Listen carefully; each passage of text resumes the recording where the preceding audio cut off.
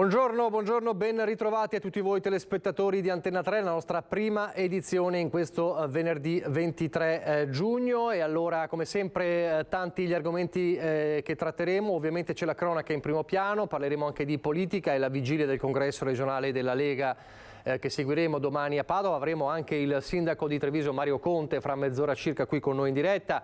Parleremo anche di ambiente, oggi è venerdì, il secondo appuntamento con Andrea Ferrazzi per parlare di ambiente, sostenibilità e transizione ecologica. Parleremo di solidarietà, di economia, appunto di politica e ovviamente la cronaca. Peraltro fra poco vedremo anche la manifestazione che è andata in scena questa mattina davanti al Tribunale di Padova, le mamme arcobaleno la loro protesta, ma partiamo come sempre dalla cronaca. Allora, prima di collegarci con Daniela Sizia a Carbonera per un grave fatto di sangue avvenuto nella notte, la paura questa mattina tra il Vittoriese e l'Alpago, perché si è registrata intorno alle 7:21 una scossa di terremoto di magnitudo 2.8 sulla scala Richter, con epicentro nell'area di Fregona, percepita in diversi comuni delle province di Treviso e Belluno, Fregona, Vittorio Veneto, Tambre, l'Alpago, Sarmede, Vinelago, Cappella Maggiore, Belluno, Ponte nelle Alpi, Limana, Chiesta Alpago, Tarzo, Columberto e Cordignano, quindi un'intera area che ha sentito, avvertito in modo distinto questa scossa di terremoto piuttosto forte. Fortunatamente non si segnalano al momento danni a cose o persone, è comunque in rilevamento anche da parte dei vigili del fuoco e dalle varie unità dei comuni la registrazione di eventuali danni. Questa è la zona colpita, lo vediamo proprio nella cartina della direzione della protezione civile della regione del Veneto, che ha appunto emesso la segnalazione di questa scossa di terremoto avvenuta alle 7:21. Se ci saranno aggiornamenti su questo poi valideremo nel corso del telegiornale. Dicevamo un altro grave fatto di sangue nella Marca, siamo davvero a poca distanza da Macerata sul Piave, dove avvenne il delitto di Varago, la morte del 17enne Aymen ucciso da una coltellata. Ebbene, una lite tra ragazzini giovanissimi che finisce a coltellate, c'è un 14enne in gravi condizioni all'ospedale, è accaduto a Pezzan di Carbonera, dove si trovano Daniela Sizia e Nicoletta Rizzetto. Daniela, allora spiegaci cosa è accaduto. Buongiorno Nicola, buongiorno, l'hai detto tu, una rissa fra giovanissimi, parliamo di ragazzi tra i 14 e i 17 anni, c'è solo un maggiorenne, un 18enne, 5, 6 i componenti delle due bande. E qui è avvenuto l'accoltellamento, qui è avvenuta la rissa, se vedete qui c'è anche il sangue dove il ragazzo è stato colpito alla schiena, il ragazzino, parliamo di un 14enne, ma c'è un altro ferito, Nicola, che è stato portato via in ospedale, aveva dolori a un polso, ad un ginocchio, è svenuto sotto shock, quindi due sono le persone, due i ragazzini che sono stati portati via. Motivi, sembra che siano motivi di rapina, nel senso che probabilmente volevano, la banda aggressore voleva rubare qualcosa ai due ragazzini che sono stati colpiti.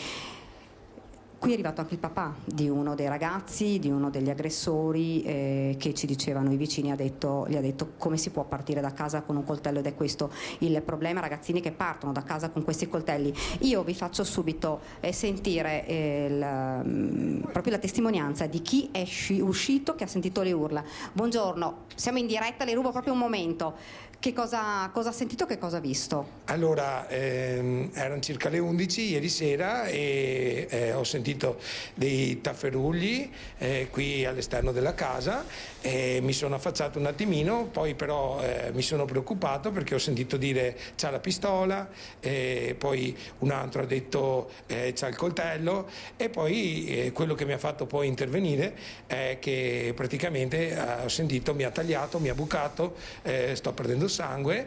A quel punto ho avuto un po' di coraggio e mi sono buttato, loro non smettevano perché erano in gruppo e ho cercato di urlare più che potevo e fortunatamente si sono un attimo divisi. Quello che appunto aveva la ferita col sangue mi è venuto incontro chiedendomi aiuto, aiutami per favore.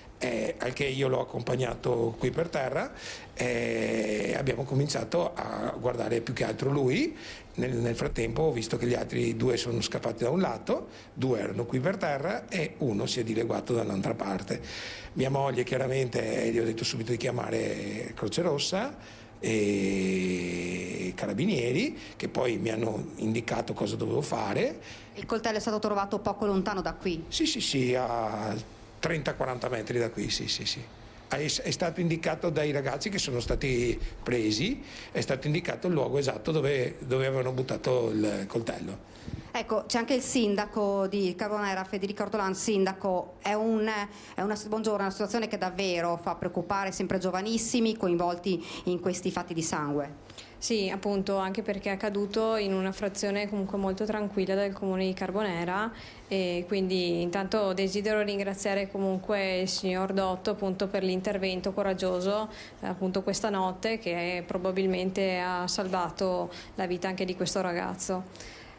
Ecco, lei diceva quando saprò i nomi dei ragazzi coinvolti, dei ragazzini coinvolti del mio comune, andrò a parlare con le famiglie. Sì, certo, per capire un attimo la dinamica che spinge dei ragazzi a muoversi di casa muniti di coltello o appunto di questa pistola appunto semigiocattolo, perché partire da casa con un coltello e perché trovare dei coetanei e coltellarsi, azzuffarsi, accoltellarsi appunto in un posto apparentemente tranquillo.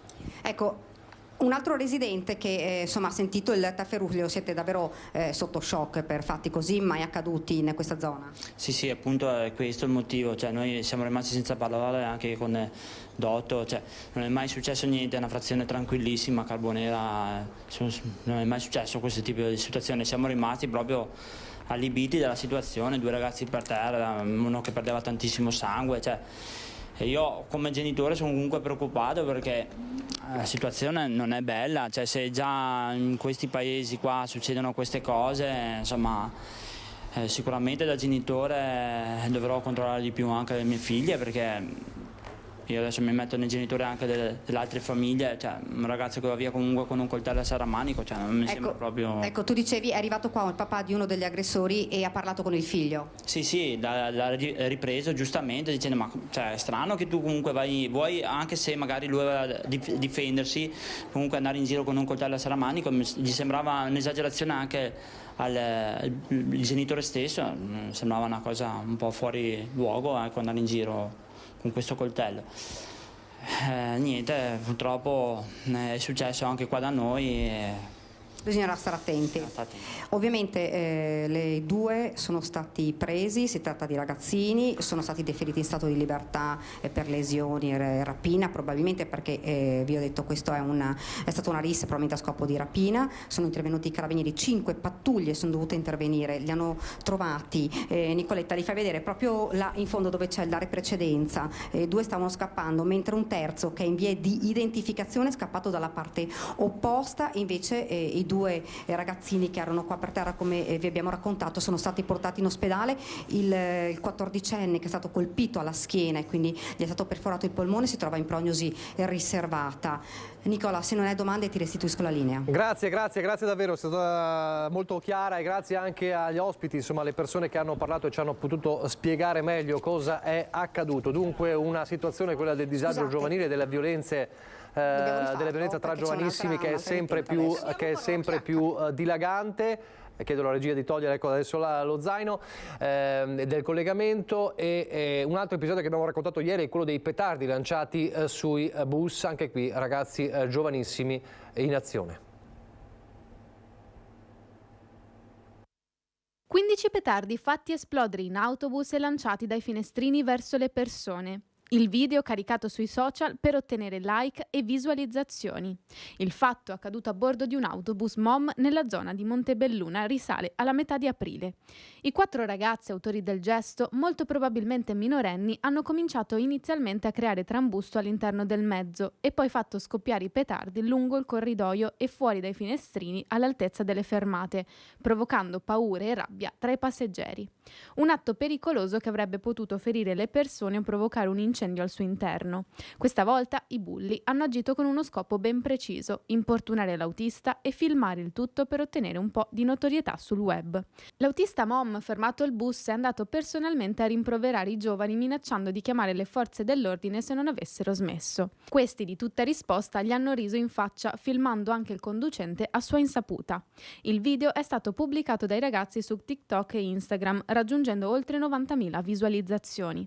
Il conducente, involontariamente protagonista del video virale, ha denunciato il fatto ai carabinieri di Treviso. È l'ennesimo atto di vandalismo sui mezzi di mobilità di marca, che fa riflettere sul più ampio tema della violenza e dei fenomeni di aggressione di cui sempre più spesso i giovani si rendono protagonisti. Dall'amministrazione di Treviso possibili soluzioni per arginare questo tipo di fenomeno. Treviso ha la caratteristica di essere un comune capoluogo, tanto più se parliamo di episodi nei mezzi pubblici, i ragazzi possono provenire da qualunque altro comune. Noi proprio alla fine di questo mese faremo il punto su un progetto di educativa di strada che abbiamo promosso a inizio gennaio con gli altri comuni del nostro ambito, quindi con i 37 comuni, incidendo in diverse sedi. Faremo il punto con tutti i comuni proprio per decidere che tipo di progettualità insieme portare avanti a metà tra il sociale e le politiche giovanili. Operatori dei servizi sociali scesi in strada e nelle piazze, luoghi non istituzionalizzati dove sempre più di frequente i ragazzi si ritrovano. Verifichiamo i dati raccolti, verifichiamo cosa ci dicono gli operatori, li leggiamo con i comuni, servizi sociali e politiche giovanili insieme e da lì decidiamo quale nuova progettualità sperimentare sempre nell'ambito dell'educativa di strada. E poi fa discutere ovviamente anche nella Marca già da ieri la promozione degli studenti che nell'ottobre scorso spararono i pallini di plastica con una pistola d'aria compressa contro l'insegnante di Rovigo. Il ministro dell'istruzione Valditara annuncia verifiche, ha detto una situazione, una scelta diseducativa. Sono stati promossi con i 9 in condotta e la media dell'8 due dei ragazzi di un istituto tecnico di Rovigo che avevano sparato alla loro insegnante dei pallini con una pistola ad aria compressa. Sulla vicenda è intervenuto il ministro dell'istruzione Giuseppe Valditara. Rispetto all'autonomia di ogni scuola ha detto: tuttavia la scelta di dare i 9 in condotta a chi ha aggredito una professoressa mi lascia sorpreso, anche per il messaggio diseducativo che ne può derivare. Il ministro ha chiesto una relazione dettagliata sulle motivazioni che hanno condotto a questa decisione, una vicenda che il sociologo Umberto Filippi definisce tragica. Tragica per l'insegnante, che mi risulta abbia anche rischiato di perdere un occhio, che non è cosa certo da poco. E tragica anche per la situazione che si vorrebbe dire educativa della scuola, che evidentemente non vedo questa funzione educativa da nessuna parte, anzi la vedo profondamente in questo senso diseducativa. E su Twitter anche il ministro della difesa ha chiesto scusa a titolo personale, da semplice cittadino, all'insegnante. Se la scuola ha lo scopo di educare, penso si sia persa un'occasione, ha scritto Guido Crosetto. Il dirigente scolastico provinciale invece ha difeso la scelta di promuovere il ragazzo, basandosi sul rendimento scolastico e preferendo un percorso educativo interno a sospensioni o bocciature. In casi come questi però anche le famiglie hanno grosse responsabilità. Dietro i giovani ci sono i non giovani, cioè ci sono gli adulti e ci sono i genitori, in particolare i genitori. Ecco, io credo che il discorso ormai sia di che modelli di adulti o di non adulti hanno questi giovani. Io credo che il problema stia lì. I giovani in sé, sì, le responsabilità vanno cercate alle spalle dei giovani. Gli avvocati dell'insegnante stanno attendendo la conferma ufficiale della promozione, quindi hanno intenzione di contattare il ministro Valditara. Il fatto risale l'11 ottobre scorso e l'insegnante aveva chiesto alla direzione scolastica dei provvedimenti, non essendo arrivati aveva presentato denuncia. E allora di famiglie parliamo adesso, ma cambiamo argomento perché questa mattina c'è stata la manifestazione prevista regionale delle mamme Arcobaleno, delle famiglie Arcobaleno, a cui è stato impugnato l'atto di nascita dei figli, 33 casi, e il simbolo di questa manifestazione sono stati 3 bambolotti portati proprio davanti al Tribunale di Padova. Allora ci colleghiamo con Valentina Visentini e Federico Cibotto che hanno seguito e stanno seguendo la manifestazione. Valentina, a te. Buongiorno da Padova, dal Tribunale. 33 bambini, bambolotti con 33 raccomandate. Questo è il simbolo delle 33 famiglie che in questi giorni hanno ricevuto le raccomandate della Procura, che di fatto cancellano gli atti di nascita, impugnano gli atti di nascita di questi bambini. La manifestazione questa mattina si sta concludendo, è stata molto partecipata, c'erano le famiglie che hanno raccontato le loro storie di famiglie, storie di bambini che potrebbero essere separati e avere un cognome diverso dal proprio fratello. Ma vi facciamo ascoltare la voce di queste famiglie con le loro testimonianze che abbiamo raccolto qui davanti al Tribunale di Padova. Io ne ho due e due in arrivo dalla mia compagna e non potrò registrarli e quindi non saranno fratelli. Ditemi se è normale questa cosa, diteglielo voi, non voi, che glielo dicano loro a mio figlio di 7 anni che si vanta, che sta per avere 2 sorelle, che non sono le sue sorelle, che glielo dicano. I bambini sanno come si chiamano dal primo giorno, da subito, e appena entrano nel mondo della scuola, nell'armadietto del nido c'è scritto il loro nome e cognome. Ok, anche il bambino che non sa leggere sa che quello è il suo nome e cognome scritto nell'armadietto. Da domani potrebbe essere tolto un cognome nell'armadietto. Le maestre non lo faranno perché le maestre sono più avanti di queste persone, però non è giusto, perché loro non sono diversi dagli altri. Laura, tu insieme alla tua compagna, tua moglie, siete state le prime a ricevere questa raccomandata che di fatto divide 2 fratelli. Sì,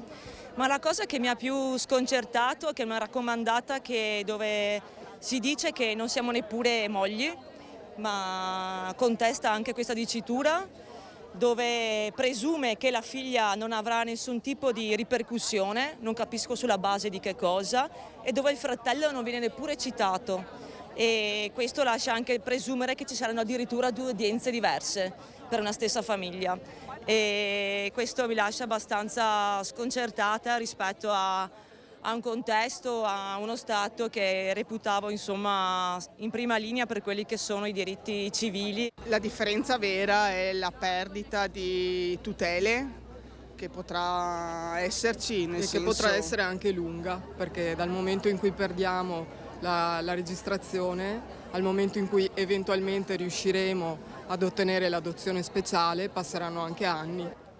Avete sentito la voce di queste mamme, la loro commozione ma anche la loro preoccupazione per questi figli, bambini che hanno 6-7 anni ma anche più piccolini, e poi l'incertezza per chi invece, per tutti quei bambini che stanno per nascere. La solidarietà alle famiglie arcobaleno è arrivata anche dalla politica, qui l'onorevole del PD Alessandro Zanne e l'onorevole del PD Rachele Scarpa. Sentiamo le loro dichiarazioni.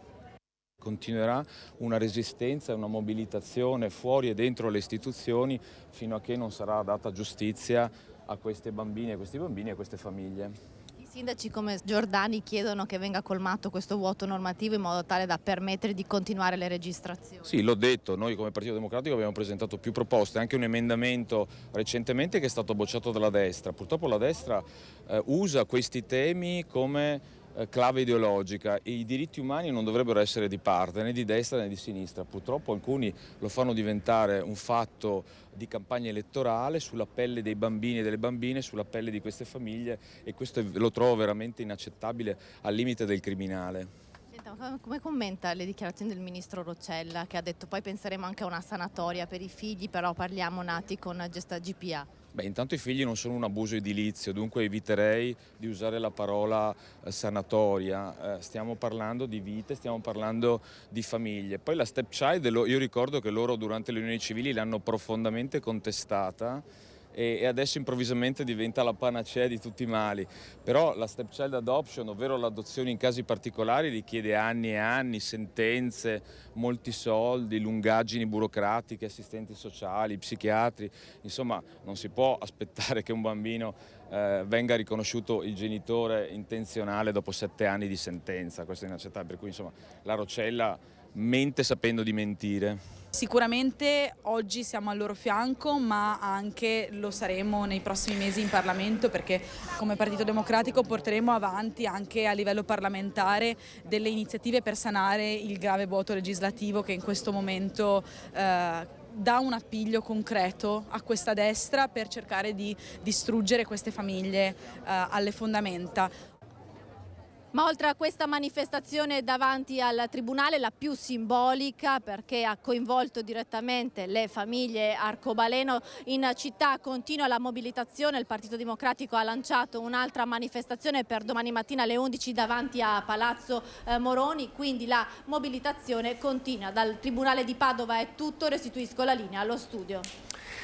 Grazie davvero a Valentina Visentin e Cristian Roccaiende per il collegamento. E l'onorevole Zan faceva riferimento alle parole della Ministra alle famiglie e alle pari opportunità Eugenia Roccella di ieri, quando ha detto dovremmo pensare a una soluzione legale per i bimbi nati fin qui, dovremmo pensare a una sorta di sanatoria, termine contestato da Zan, una volta che ci sarà la nuova legge per la perseguibilità dell'utero in affitto, anche per chi lo fa all'estero, visto che in Italia è già vietato per fortuna. Io penso che sia utile, ha detto Roccella, introdurre una soluzione legale che non sia un modo di aggirare le leggi per i bambini nati fin qui, un riferimento che va a quanto deciso proprio nelle scorse ore dalla Corte Europea dei Diritti dell'Uomo. Sentiamo.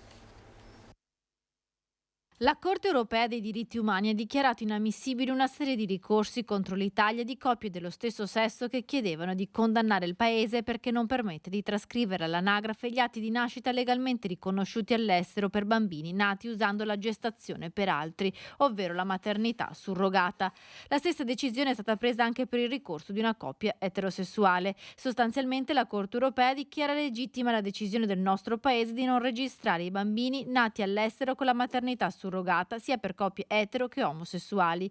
Questa pronuncia, anche se riguarda casi completamente diversi, irrompe nella vicenda padovana, dove la procura ha impugnato gli atti di nascita di 33 bambini figli di 2 mamme e registrati nel comune di Padova, e così continua a far discutere l'opinione pubblica. Il caso Padova è diverso perché si tratta di bambini nati attraverso la procreazione medicalmente assistita e partoriti in Italia da una delle 2 mamme, che con l'atto di nascita vuole registrare anche il cognome della mamma intenzionale, che viene di fatto riconosciuta così come genitore. Torniamo alla cronaca adesso e torniamo nel Vicentino. È accusato di violenza sessuale in un autobus su donne e minori. Un pakistano è stato espulso e portato al centro di permanenza per i rimpatri.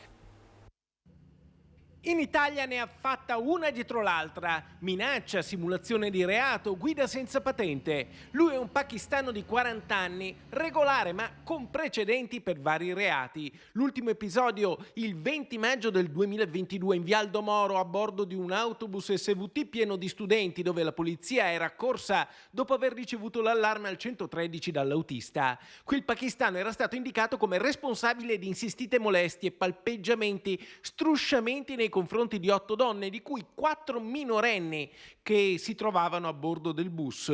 Dopo averle fissate insistentemente, infatti, secondo la ricostruzione, aveva impedito alle studentesse l'uscita dal bus, iniziando poi le molestie fisiche. Arrestato in flagranza di reato con l'accusa di violenza sessuale aggravata e condannato a 1 anno, 4 mesi e 20 giorni di reclusione, scontata la pena oggi, il questore di Vicenza ha deciso di rimandarlo nel paese di provenienza. Per questo ha firmato un ordine di trattenimento nel centro di permanenza per i rimpatri di Gradisca di Sonzo, dove ieri sera è stato scortato dagli agenti dell'ufficio immigrazioni della questura. Nei prossimi giorni l'immigrato verrà imbarcato su un volo diretto in Pakistan. A Padova, tragedia della solitudine nel cuore della città. In un appartamento del ghetto è stato rinvenuto senza vita il corpo di Enrico Grassetto, 66 anni, residente in via dei Fabbri, morto per cause naturali da almeno 10 giorni. A dare l'allarme sono stati alcuni residenti che hanno avvertito un forte odore nel pianerottolo. Quando sono arrivati i carabinieri con i vigili del fuoco è stato fatto accesso all'abitazione. L'uomo è stato trovato in avanzato stato di decomposizione. Il medico legale intervenuto ha stimato che l'uomo fosse morto da circa 2 settimane. Aveva delle patologie, viveva da solo e purtroppo quando si dice appunto la tragedia della solitudine nessuno si è accorto della sua morte.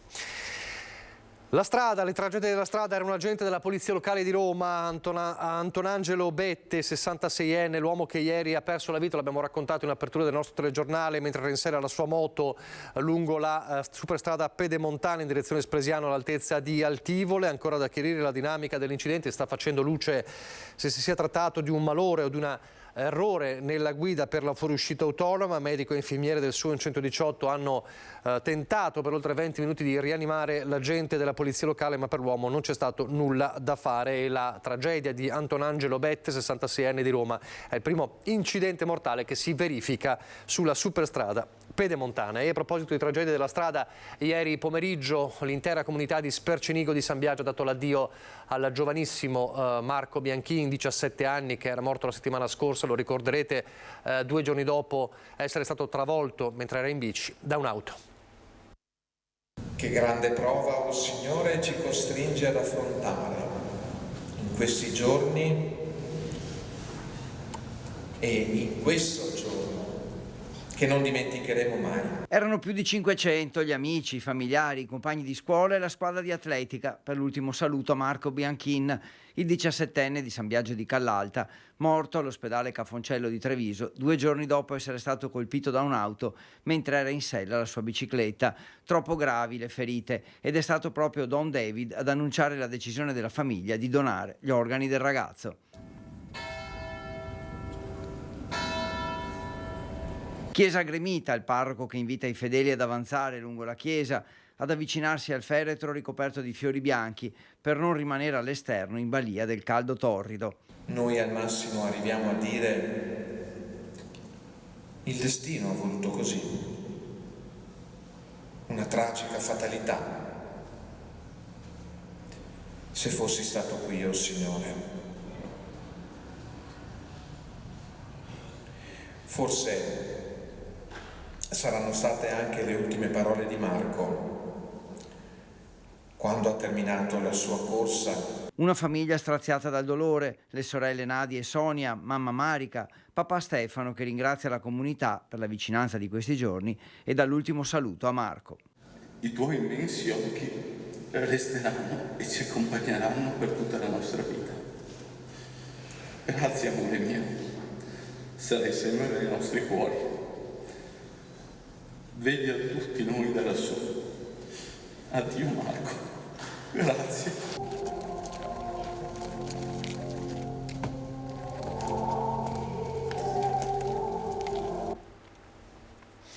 A proposito di sicurezza stradale, arriva la stretta sui monopattini. A Vicenza sono stati 29 gli incidenti in un anno e mezzo che hanno coinvolto monopattini elettrici, redatti 49 verbali dalla polizia locale tra 2022 e 2023 ed elevate sanzioni per un totale di 3.400 euro.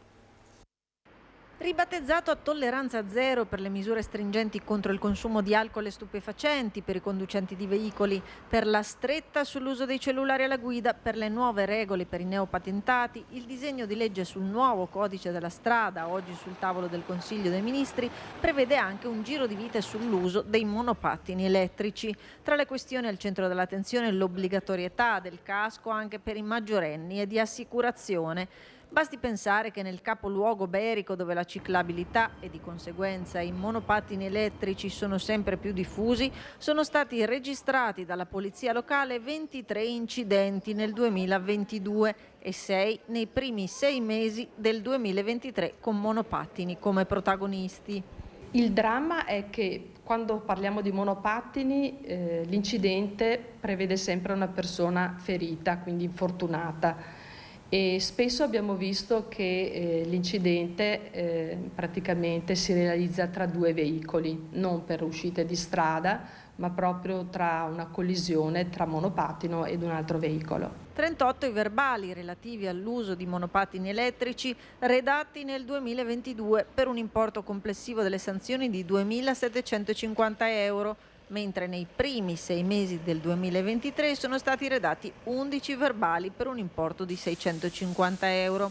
Tra le violazioni più diffuse quella del trasporto di un passeggero. Per quanto riguarda le sanzioni, possiamo dire che la più ricorrente è quella del veicolo che è condotto dal conducente che trasporta un passeggero, quindi monopattino con 2 persone. E non si può fare, oppure il monopattino che circola sul marciapiede, quindi molto pericoloso per i pedoni, o il minorenne che non usa il casco, quindi il minorenne con più di 14 anni che però non usa il casco. Queste diremo che sono le infrazioni più ricorrenti. In alcuni casi, soprattutto in incidenti, abbiamo verificato anche che sono state modificate le caratteristiche costruttive del mezzo, anche questo è vietato. Allora, qualche istante di pubblicità, poi di nuovo in diretta avremo con noi in studio il sindaco di Treviso e presidente di ANCI Veneto, Mario Conte.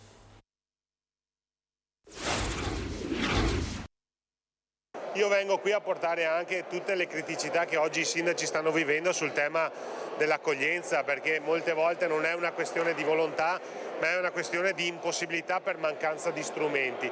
Però credo anche che se agiamo da comunità, se dialoghiamo con le realtà parrocchiali, con la Caritas, con la Croce Rossa, con tutte quelle realtà territoriali che hanno molto da dare su questo tema, riusciremo anche in questo caso a creare un modello veneto di accoglienza degno di quella parola che molte volte è venuta meno, che si chiama dignità.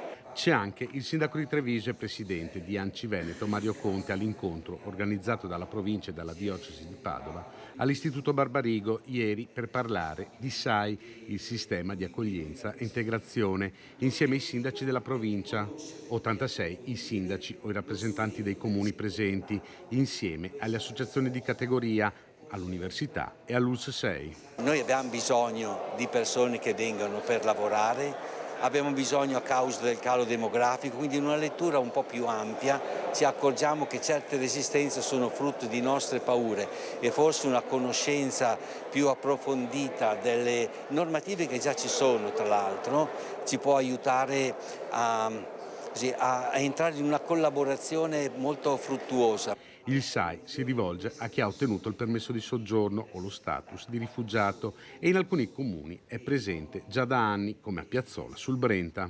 Avere un centro di accoglienza non vuol dire avere più immigrati nel proprio comune, significa gestire quelli che c'è nel tuo territorio provinciale.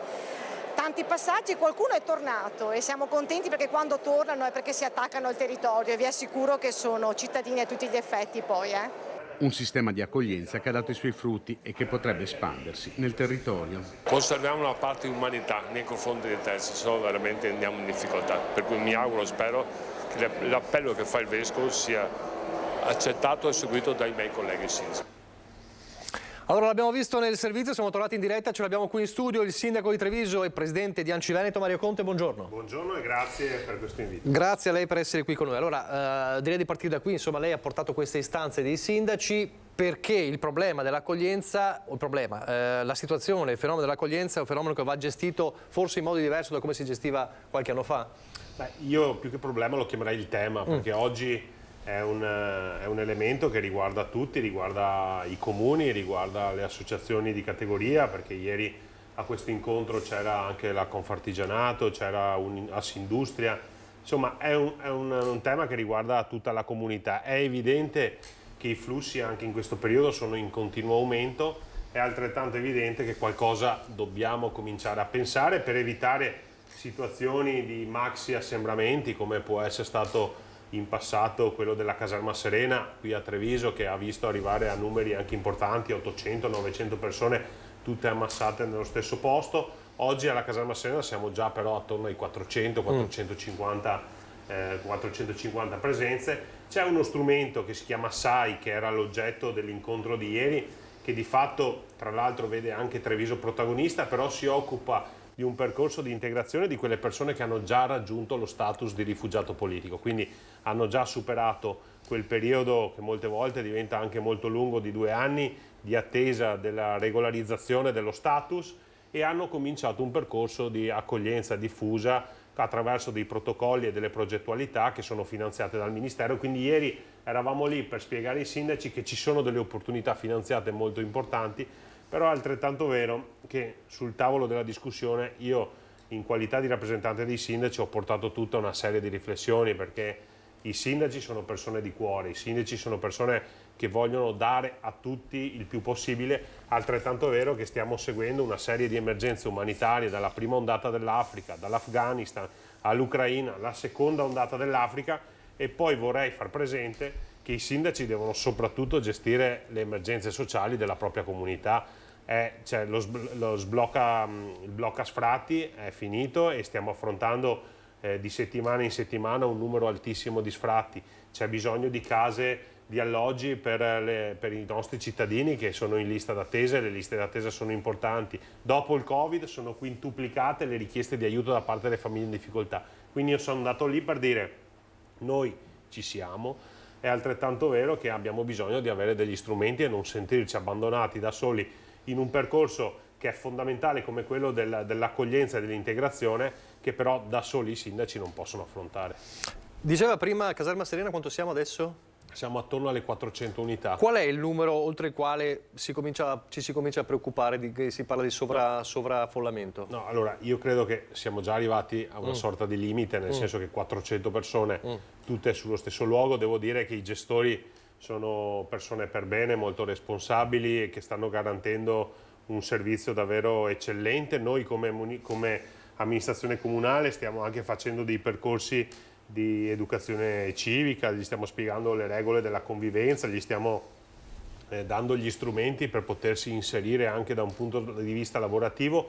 Molti oggi all'interno della Caserma Serena sono pakistani e hanno una predisposizione al voler imparare, capire, conoscere, sono molto rispettosi, tant'è che sono meno problematici di qualche anno fa, quando magari erano persone più provenienti dall'Africa e manifestavano qualche disturbo in più, però devo dire che i numeri sono importanti e francamente sono spaventosi, a fronte anche di incontri fatti con i prefetti. Devo dire però che nei prossimi mesi la situazione non è destinata a migliorare, ma probabilmente a peggiorare, perché gli arrivi sono costanti, continui, non soltanto via mare ma anche dalla rotta balcanica proveniente da Friuli, Venezia Giulia, e quindi dobbiamo attrezzarci e dobbiamo organizzarci per garantire a queste persone un'accoglienza, come dicevo, nel servizio dignitosa, perché troppe volte li abbiamo visti scaricati in un parcheggio, nei parchi, lungo le strade oppure in immobili abbandonati.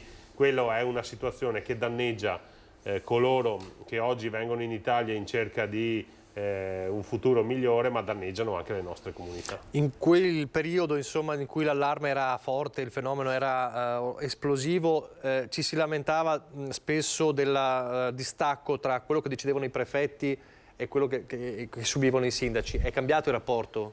Ma diciamo che il dialogo con i prefetti è ottimo, nel senso che forse anche facendo tesoro di quelli che erano state le criticità del passato, oggi invece c'è un rapporto costante. Ovvio che molte volte i prefetti trovano le porte chiuse da parte dei sindaci, ma non tanto per la volontà di dire di no all'accoglienza, ma proprio per mancanza di strutture, mancanza di spazi, o in molti casi, come purtroppo sempre più volte sta succedendo, anche mancanza di risorse.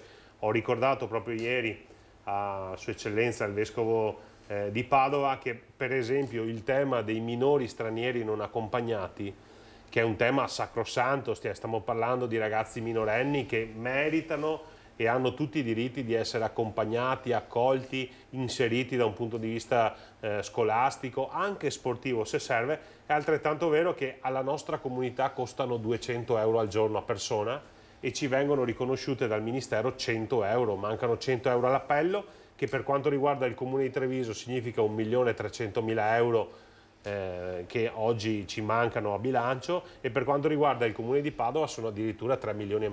Capite che sono numeri talmente grandi, talmente importanti, che rischiano di mettere anche in ginocchio da un punto di vista finanziario i comuni. Un critico potrebbe dire, beh, allora avete il governo amico, si faccia portavoce di questo dal Ministero dell'Interno. Ma io, guardate, qui non è una questione di avere governi amici o governi nemici, qui è una questione di umanità, di dignità e di riuscire a garantire un servizio, ma soprattutto condizioni di vera integrazione che quindi non diventano un problema nel nostro territorio che rischia di creare tensione sociale, ma un'opportunità, perché proprio ieri gli industriali, gli imprenditori presenti manifestavano anche la necessità di avere certo, manovalanza all'interno delle proprie aziende. È altrettanto vero che ci vogliono gli strumenti, e quindi pensare che questa situazione possa essere gestita esclusivamente dai territori e dai sindaci significa non aver capito gli errori del passato. Ma sono convinto, e tra l'altro abbiamo scritto mettendo nero su bianco attraverso ANCI sia Veneto che nazionale, la disponibilità dei sindaci a collaborare con questo governo a fronte di risposte che devono essere sia finanziarie ma anche strutturali. Allora, cambiamo argomento, torniamo su un tema su cui si è già espresso in questi giorni, ma cogliamo l'occasione, visto che abbiamo visto poco fa anche il collegamento della nostra Valentina Visentin con le mamme arcobaleno in protesta. C'è una notizia che viene da Milano, la leggo dall'ANSA. Il Tribunale di Milano ha annullato la trascrizione dell'atto di nascita del figlio di una coppia di uomini nato con la maternità surrogata, mentre ha stabilito che per chiedere l'annullamento della trascrizione dei riconoscimenti dei figli di 3 coppie di donne nate all'estero con procreazione assistita serve un altro procedimento di rimozione dello stato di figlio. Questo a Milano. Al di là di questo, perché è un altro settore, diciamo, del fenomeno e del tema, le mamme arcobaleno oggi davanti a Padova hanno portato simbolicamente 33 bambolotti per significare i nostri figli non devono essere di serie B. Lei l'ha detto in questi giorni, facendosi portavoce anche dei sindaci, che si deve restare nell'alveo della legge, ma qualcosa va fatto, è questo il concetto? Sì, io non mi stupisco delle prese di posizione delle procure adesso di Padova e di Belluno, perché la legge parla chiaro, cioè, quindi queste trascrizioni non possono essere fatte. Poi è evidente che in alcune situazioni come a Padova c'è stato uno scatto in avanti da parte del sindaco, che io non voglio discutere, perché se lui crede che si possa fare così è giusto che vada avanti con le proprie convinzioni, fermo restando però che oggi è proprio la procura a mettere la parola fine a quel percorso documentale di trascrizione che viene rigettato e negato quindi a quel bambino. Quindi oggi il danno non è solo politico, ma è anche pratico a quei nuclei familiari che hanno vissuto un'illusione. Io dico che è un tema articolato. Io ho passato diverse ore nell'ufficio anagrafe perché molti fanno l'errore di pensare che sia soltanto un tema legato alle coppie omosessuali. In realtà è un tema che riguarda anche le coppie eterosessuali, e io mi limito a fare un ragionamento di buon senso. Dico che nel momento in cui in qualche ordinamento straniero, tipo in Spagna, quindi non dall'altra parte del mondo, ma in Spagna la maternità surrogata è consentita, e nel momento in cui quel bambino nato con una modalità certamente discutibile, ma ti viene portato davanti allo sportello dell'anagrafe, io credo che quel bambino necessiti di essere tutelato e garantito da parte di tutti. Tant'è che c'è stata anche un'apertura da parte del ministro proprio in queste ore che diceva: tiriamo una linea e tutti quei figli che oggi sono stati portati, quei bambini che oggi sono stati portati in Italia, è giusto che vengano riconosciuti. Da qui in avanti discutiamo se quella modalità, la maternità surrogata, è una maternità consentita, legale. Allora in Italia non lo è, in Spagna lo è. Quindi è evidente che serve una riflessione più importante. Il mio appello è questo però, e questa è una sensibilità che nasce dal ruolo del sindaco, perché chi fa politica magari basa il proprio ragionamento, le proprie decisioni su dei pezzi di carta, delle progettualità, dei confronti politici. Chi fa il sindaco, gli occhi del bambino probabilmente li ha incrociati, la vita, l'esperienza, le sensibilità, il dolore delle famiglie, noi le viviamo perché le incontriamo, ci parliamo, e quel bambino viene portato davanti allo sportello dell'anagrafe del tuo comune. Quindi è per questo che i sindaci maturano una sensibilità diversa e chiedono a gran voce che vengano garantiti tutti i diritti e le tutele a questi bambini. Dopodiché il ragionamento deve essere fatto a Roma, cioè il Parlamento deve legiferare. Hanno ragione quegli esponenti che dicono i sindaci non devono scrivere le leggi, ma devono farle rispettare, e sono assolutamente d'accordo. Però i sindaci hanno anche la possibilità di aprire una riflessione che nel 2023 io ritengo sacrosanta, fermo restando che anch'io nutro grandi dubbi e al momento sono assolutamente contrario sul tema della maternità surrogata. Però attenzione a generalizzare anche su questo tema, perché se si entra nello specifico delle casistiche si possono trovare dei casi che anche in quel caso aprono ulteriori riflessioni. Quindi è un tema talmente articolato, talmente vario, che tra l'altro vede delle discussioni aperte anche all'interno del mondo LGBT, cioè non tutti sono a favore, non tutti sono contrari. Quindi io credo che se noi partiamo dal punto di vista della tutela del bambino, forse siamo già tutti un po' più d'accordo. Quando diceva prima noi sindaci ci rendiamo conto, significa che la politica a Roma, tanto per cambiare, non si rende conto, è un po' staccata dalla realtà?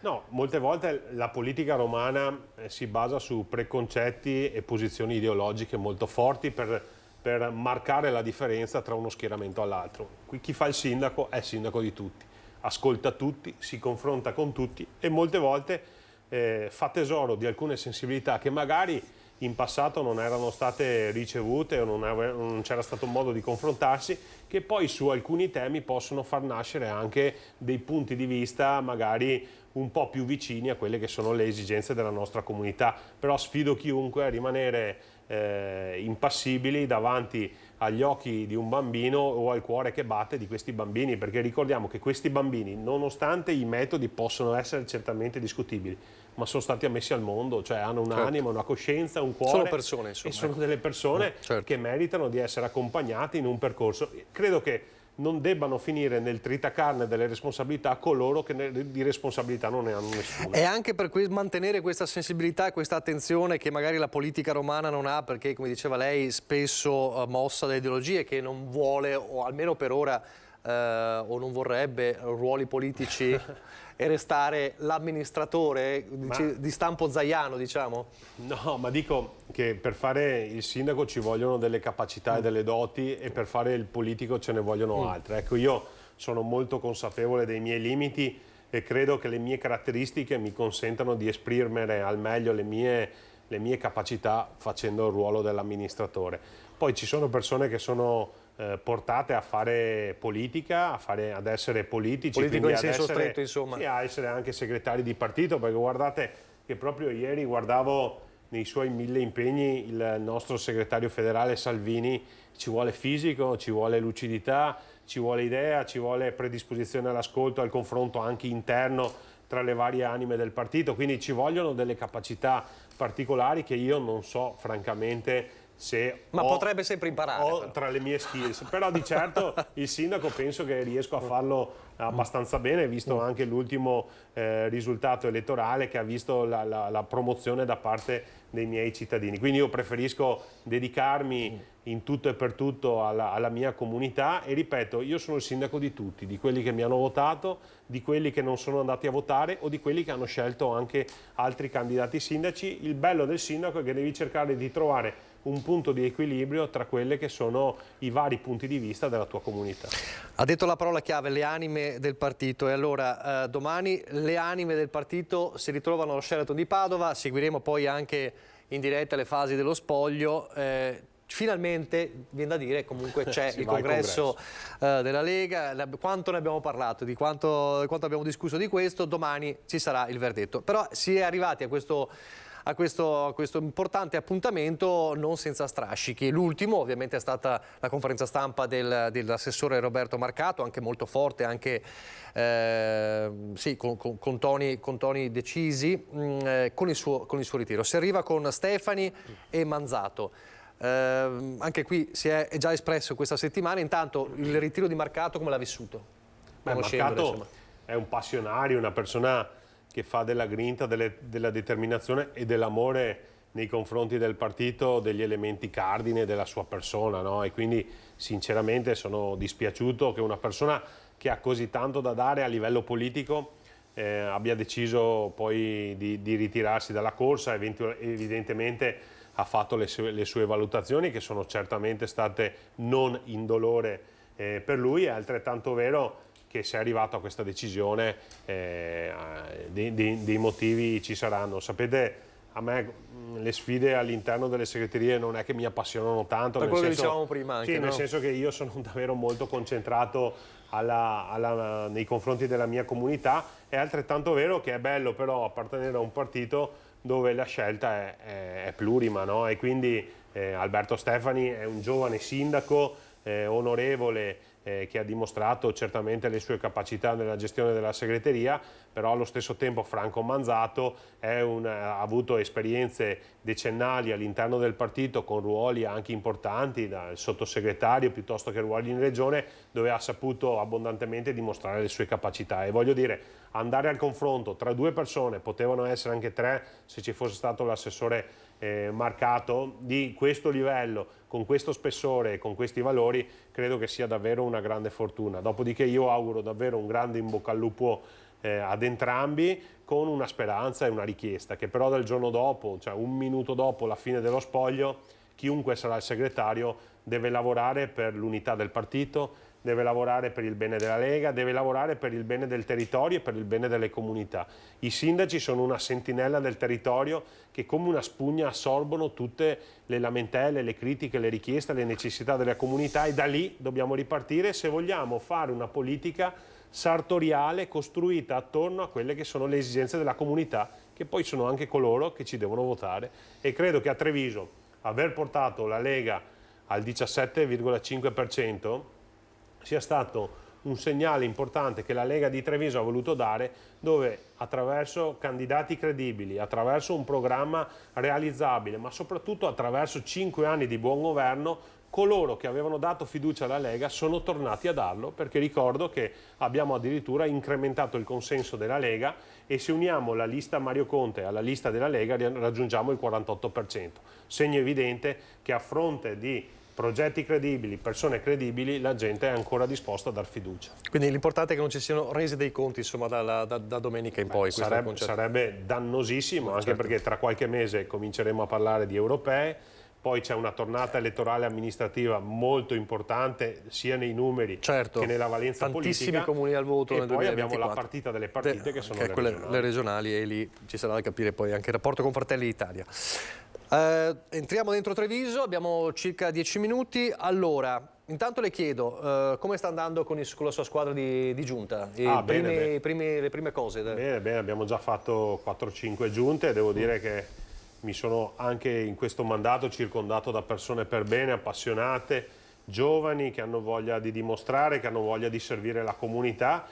Ci sono degli elementi nuovi, una bella fetta è stata riconfermata, però ci tengo anche a dire due parole sulla squadra di maggioranza, che tra l'altro ci vede con dei numeri assolutamente importanti, perché abbiamo incrementato addirittura di 2 consiglieri comunali la nostra presenza tra i banchi della maggioranza, e devo dire che sono persone davvero responsabili, per bene, appassionate, che amano la città e vogliono farsi davvero interpreti di quelle che sono le esigenze dei nostri cittadini e della nostra comunità. Insieme stiamo lavorando per il bene della città, abbiamo già messo a fuoco tutta una serie di progettualità che nel primo anno vogliamo portare a casa, e quindi adesso non ci resta che rimboccarci le maniche e dar via a tutti quei progetti che sono fondamentali per il futuro della nostra comunità. Mi conferma che il famoso 8° super assessore a gennaio non ci ha ripensato, vuole tenere ancora questa linea, diciamo? Ma no, io non ho fretta di dare altre deleghe, nel senso che, come ho spiegato in occasione della presentazione della Giunta, io con 7 assessori sono riuscito a trovare un punto di equilibrio tra quelle che erano le pretese delle forze che mi hanno sostenuto e le capacità professionali di cui io avevo bisogno in Giunta. Quindi siamo tutti contenti in questo momento. Poi mi riservo qualche settimana per mettere a fuoco dei temi specifici.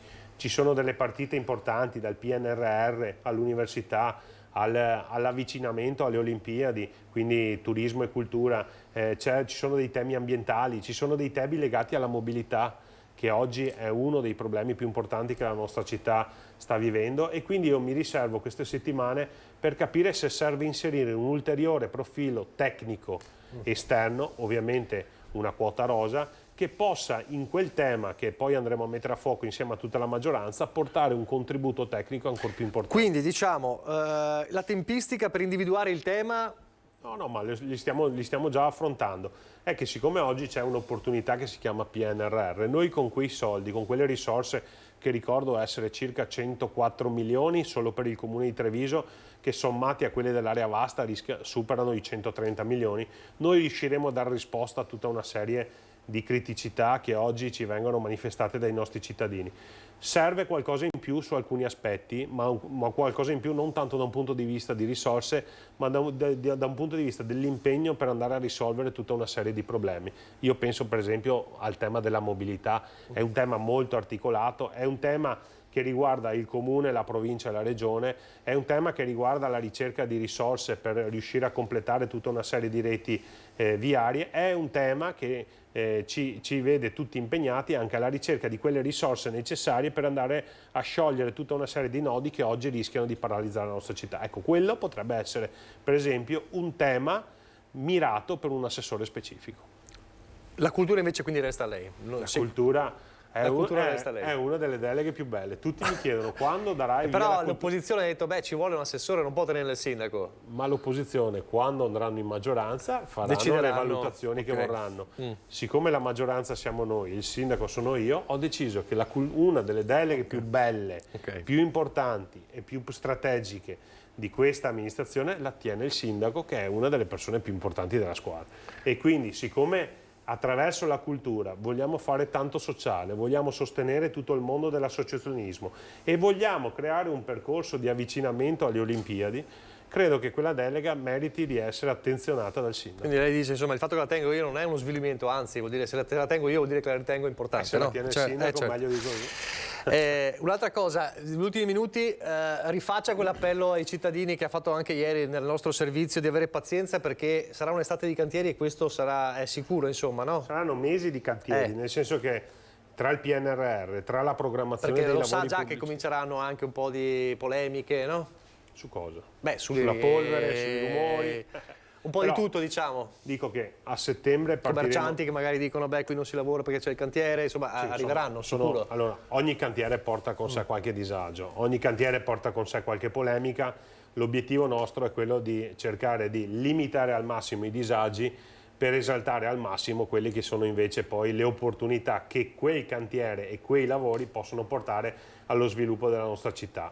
Abbiamo veramente tanti cantieri in essere, perché non erano favole quelle che raccontavamo in campagna elettorale, ma era realtà. Noi abbiamo circa 44 cantieri in essere, proprio in questi giorni stiamo a malincuore demolendo le Stefanini, no? Certo. Perché è un luogo che tra l'altro tocca i ricordi di tantissimi nostri cittadini. È altrettanto vero che tra un annetto cominceremo a vedere le nuove Stefanini, che saranno più accoglienti, meno energivore e soprattutto una scuola bella, accogliente e pronta ad accogliere ancora centinaia e centinaia di bambini di oggi e del futuro. Quindi ogni cantiere porta con sé dei disagi, è evidente che quei lavori è necessario farli, quindi chiedo ai cittadini di avere un po' di pazienza, nel senso che stiamo davvero lavorando per il bene della città. Il famoso cartello "stiamo lavorando per voi" è davvero il caso di dirlo. Ovvio che se c'è qualche disagio che diventa insostenibile, invito i cittadini a prendere contatto con gli uffici, con gli assessori o direttamente con il sindaco, perché siamo qui per collaborare, per lavorare insieme e per limitare al massimo i disagi, consapevoli però che questi interventi sono importanti, necessari. Adesso tra qualche mese cominceremo i lavori, quelli un po' più impattanti della stazione dei treni, perché andremo a rifare il sottopasso, comincerà il sottopasso di via Cacciatori, quindi capite che ci saranno dei quadranti della città che forse per un periodo, quello relativo al cantiere, sarà meglio evitare, per evitare ingorghi, per evitare traffico, però insomma poi sarà un percorso che costruiremo insieme alla nostra comunità. 10 secondi, poi la saluto. Ha iniziato la sua avventura dei prossimi 5 anni, si dà un voto da sindaco dei primi 5 anni? Secco e sincero. 64,75%, che è la percentuale che i nostri cittadini mi hanno attribuito. Poi non so se corrisponda a un 6, un 7, un 8, un 9, però dico che io sono estremamente soddisfatto della promozione che i miei cittadini mi hanno regalato. Benissimo, grazie allora. Grazie al sindaco di Treviso, Mario Conte, grazie per essere stato con noi. Pubblicità e poi parleremo di ambiente, sarà con noi Andrea Ferrazzi. A fra poco.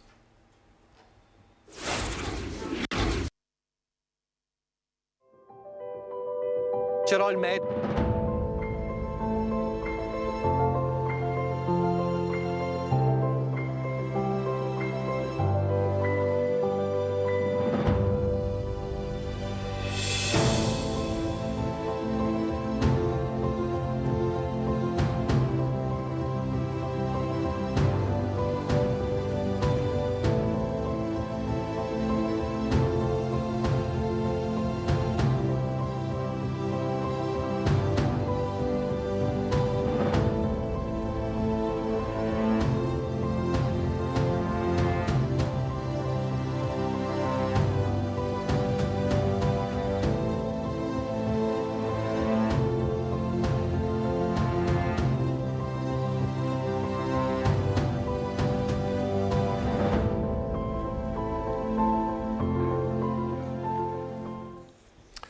Allora rieccoci in diretta, vai all'eco dello schianto, perché? Perché Oggi torna a trovarci, è il secondo appuntamento di questo spazio dedicato all'ambiente, alla transizione ecologica, a tutto quello che riguarda il nostro futuro. Torna a trovarci Andrea Ferrazzi, buongiorno. Buongiorno a lei, buongiorno a tutti.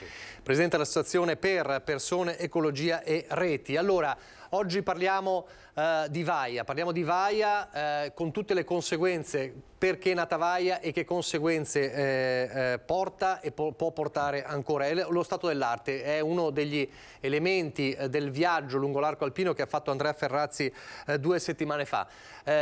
Prima però mi ricollego alla puntata precedente, insomma allo spazio precedente, all'esordio, nel quale abbiamo parlato di ghiacciai, perché manco a farla apposta, parlavamo dello scioglimento dei ghiacciai, del pericolo dei ghiacciai. Cosa è successo in Svizzera? Beh, è successo che 2 giorni dopo il mio ritorno a casa è stato celebrato il referendum popolare nel quale veniva chiesto ai cittadini svizzeri se il governo avesse dovuto provvedere a delle modifiche, diciamo, di legge in modo tale da obbligare appunto anche il paese Svizzera ad ottemperare agli impegni dell'Unione Europea. Lei sa sui cambiamenti climatici. Lei sa che la Svizzera non fa parte dell'Unione Europea, è sempre stato un paese, diciamo, che ha gestito la propria autonomia con un'attenzione oculata. E però questa volta hanno risposto che la decisione dell'Unione Europea di diminuire le emissioni, anzi azzerare le emissioni climalteranti entro il 2050, deve essere una decisione fatta propria anche dal governo svizzero. E il 60% degli svizzeri ha deciso che così deve essere.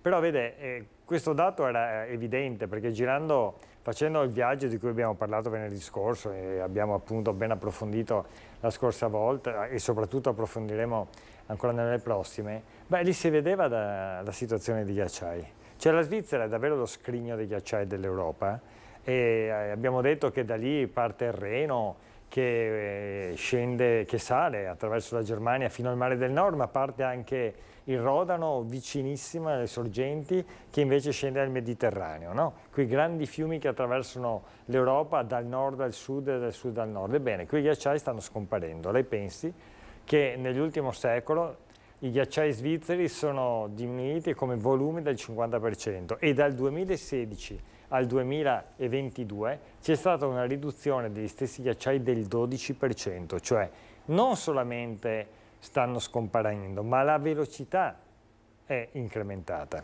e quindi bisogna intervenire. I cittadini svizzeri hanno detto anche il nostro governo, anche il nostro Parlamento deve far propri gli accordi presi dall'Unione Europea, anche se la Svizzera non fa parte dell'Unione Europea. Insomma, è il segno che la sensibilità dei cittadini, insomma, travalica anche i confini, diciamo, giuridici dell'Unione Europea, non quelli fisici.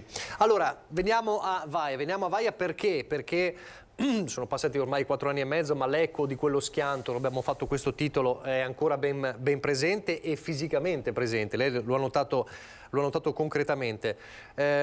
Nella tappa, nel suo viaggio lungo l'arco alpino, una delle tappe è stata dedicata proprio a Vaia, a quanto c'è ancora di conseguenza di quel disastro. Però partiamo dall'inizio e cerchiamo di capire, perché la memoria deve essere sempre rinfrescata.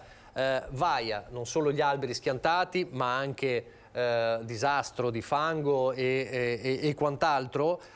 Cosa è stato Vaia e perché è nata Vaia, la tempesta Vaia? Adesso che sappiamo e che conosciamo meglio, c'è maggiore sensibilità sui cambiamenti climatici e purtroppo di questi fenomeni non così violenti, però ne vediamo tanti. Forse 4 anni e mezzo fa non eravamo ancora così abituati. Beh, Vaia è stato uno spartiacque nella sensibilità certamente della gente di montagna ma anche di pianura. E gli incerti, coloro che dicevano ma questo cambiamento climatico è una questione di moda, hanno radicalmente cambiato opinione e ormai i negazionisti, chiamiamoli così, sono pochissimi, no? Relegati ormai a una marginalità. E Vaia è stato un evento che non era mai accaduto nell'arco alpino. È un evento, una tempesta, un uragano che ha colpito i nostri boschi in maniera devastante. È durato, peraltro, l'evento è durato più giorni dal punto di vista proprio meteorologico, ma in particolare in una notte si è concentrato si è concentrato nei nostri boschi. Ma perché è accaduto, mi chiedevano? Ma è accaduto in maniera evidente per il cambiamento climatico, perché in maniera semplice, spieghiamola così, la produzione di gas climalteranti sta aumentando la temperatura dell'atmosfera. Ormai siamo quasi a 1,5 gradi in più rispetto, diciamo, agli anni prima della rivoluzione industriale. Il riscaldamento dell'atmosfera influisce naturalmente sulla temperatura dei mari e degli oceani. E allora in quel momento stavano arrivando dei venti dal sud, questi venti dal sud hanno trovato dei mari più alti come temperatura rispetto al solito, quindi si sono imbevuti d'acqua, di umidità. Si sono poi scontrati nell'arco alpino con i venti freddi provenienti dal nord e lì si è scatenata la tempesta.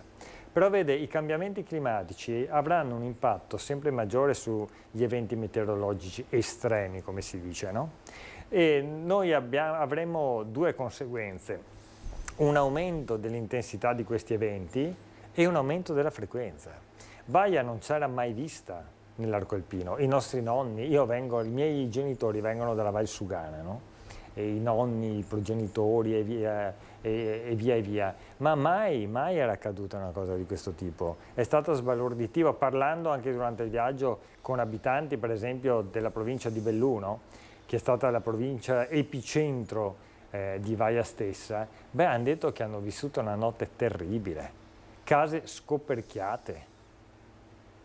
Alle 7 di sera è successo l'evento, tutta la notte rinchiusi in casa, sentendo fuori una tempesta mai sentita, alberi che venivano abbattuti, schiantati come se fossero appunto dei fiorellini, e la mattina si sono trovati con le case scoperchiate, quindi gli uomini ad arrampicarsi per coprirli per quanto possibile, e le donne coprire le case, e le donne cercare di portare via tutto, capisce? Cioè è stato davvero un impatto notevolissimo. Diciamo che almeno rispetto a questo grido, a questo allarme, c'è stato un aumento della sensibilità, e quindi più nessuno mai dice appunto che che il cambiamento climatico non influisce. Purtroppo il cambiamento climatico è entrato nei nostri territori, ne dobbiamo prendere atto, dobbiamo sapere che possiamo intervenire, è possibile trovare il rimedio, ma dobbiamo farlo, dobbiamo volerlo fare. Allora, lei nel suo viaggio ha visto proprio, perché noi stiamo vedendo le immagini dell'epoca, molto è stato fatto anche per raccogliere, per ripristinare certe zone che sono devastate, no? Si diceva all'epoca, sembrava la mano di un gigante che avesse schiacciato intere foreste. Non solo nel Bellunese, peraltro, poi ricordiamo anche nell'altopiano di Asiago, insomma in tutta la montagna. Lei si è reso conto di una situazione che è ancora drammatica per certi punti di vista. Lei ha proprio visti questi alberi schiantati, in buona parte ancora lì. Ma sai, ci sono le cifre, i numeri di quanto? Sì, certo, ormai insomma gli studi sono stati molto approfonditi e molto attenti, anche visto appunto il clamore che ha suscitato questa tempesta. Per esempio è stato da poco pubblicato uno studio dal titolo Vaialand, ad opera finanziato dalla Regione Veneto in collaborazione col CNR e con l'Università di Padova, i cui dati alcuni tra l'altro sono già presenti nel sito istituzionale della Regione, e altri verranno pubblicati nel corso dei prossimi giorni, delle prossime settimane. È uno studio molto accurato e fa capire in maniera dettagliata lo stato dell'arte. Vede, Vaia è stata una tempesta che ha portato nelle Dolomiti, nell'arco alpino, venti superiori a 200 km all'ora. E ha colpito 4 regioni, perché certamente il Veneto è stato l'epicentro, ma poi c'è stato il Trentino Alto Adige, il Friuli Venezia Giulia, la Lombardia, 49 comuni, e con una devastazione di impatto anche dal punto di vista quantitativo enorme, perché 42.400 ettari sono stati coinvolti da questa tempesta. 42.400 ettari? Sì, sai cosa vuol dire? Circa 100.000 campi di calcio. 100.000 campi di calcio delle nostre Dolomiti e dei nostri boschi, e di questi più di 8.500 ettari di superficie schiantata, cioè vuol dire che gli alberi sono stati divelti, come vediamo da queste foto che ho fatto proprio durante il viaggio. Qui vediamo appunto degli alberi con le radici all'aria, abbattuti come fossero appunto fucelli. 8 milioni e mezzo di metri cubi di legname a terra, che significa 7 volte la capacità di smaltimento delle segherie d'Italia, capisce? 7 volte. E quindi una difficoltà appunto non solo a raccogliere la legna, ma anche poi a spedirla appunto nei luoghi del taglio, della produzione e via dicendo. E accanto a questo, tra l'altro, non c'è stato solamente l'elemento della tempesta, diciamo, d'aria, ma c'è stato anche l'elemento della precipitazione. Perché in particolare in alcuni luoghi le precipitazioni pensi, piovose, hanno superato di intensità quelle del 1966. L'evento del 1966 è stato, diciamo, ha coperto una superficie maggiore, certo. Ma dal punto di vista dell'intensità puntuale qui abbiamo avuto delle precipitazioni addirittura superiori. E per fortuna tra la precipitazione di un giorno e quella dell'altro c'è stato un intervallo di 12 ore e quello ha consentito al terreno di assorbire in maniera migliore, altrimenti sarebbe stato un problema.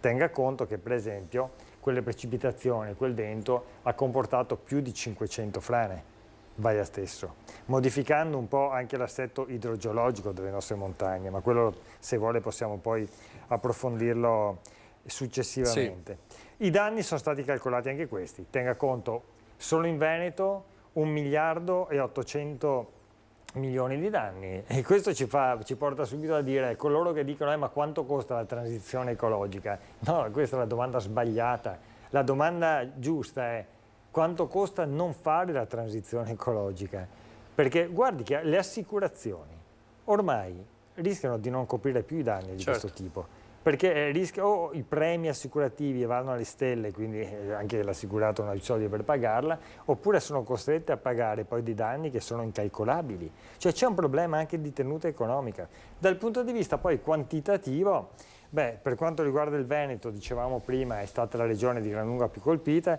i 2/3 dei danni sono stati concentrati nella provincia di Belluno, 1/3 circa a Vicenza e l'1% solamente a Treviso. Questa è insomma la fotografia quantitativa di questo evento che è stato catastrofico. Facciamo vedere le immagini proprio di questi tronchi, no? Lei li ha visti in rassegna anche questi tronchi, chiedo a Simo, eccolo qua. Che effetto dov'era qui? Qui sono proprio io che sto camminando, qui siamo sul passo del Manghen che unisce la Val Sugana, Borgo Val Sugana, Castelnuovo in particolare, con la Val di Fiemme. E questo è uno dei tantissimi depositi di legname, tenga conto che ce ne sono decine e decine, quantità smisurate di legname che aspettano di essere Quindi viene tenuto lavorato. lì per essere poi lavorato? Insomma. Per essere poi portato a valle e per essere lavorato, però capisce bene che è una quantità smisurata visto i dati di cui abbiamo parlato prima, ma se lei percorre tutta la valle del Manghen, ma non solamente questo, trova un sacco di situazioni come queste, no? Perché è stata oggettivamente una situazione assolutamente al di fuori della norma. Ecco, le conseguenze sono tanti alberi che restano ancora a terra, ma perché proprio c'è la difficoltà di raccolta, eccetera. Ma ci sono anche altre conseguenze che magari sono meno visibili oppure si mettono meno in correlazione. Una di queste, e non lo sapevo, è lo sviluppo di un flagello che è il bostrico, è così? È così, guardi. È legato a Vaia? Sì, è legato purtroppo. Cioè questo bostrico è un insetto piccolo di Abbiamo anche, scusi, le immagini che lei mi ha spiegato, insomma, eccola qua. Certo. Perché lei mi ha spiegato che ci sono questi alberi, che vedete nelle immagini, gli alberi diciamo di colore come lo conosciamo, e quegli alberi bianchi, no? Sì. Come li chiamano? I morti in piedi. I morti in piedi. Quelli sono alberi che sono colpiti dal bostrico. Sì. Che è questo parassita? Sì, è un insetto, lei vede che lì al centro verso destra in alto c'è una parte diciamo di bosco colpito da vaia, no? Certo. Alberi schiantati. Cosa succede? Che naturalmente si modifica il tasso di umidità del terreno, diminuisce di molto, diventa secco e diventa un terreno di cultura di questo piccolo insetto che si chiama bostrico tipografo.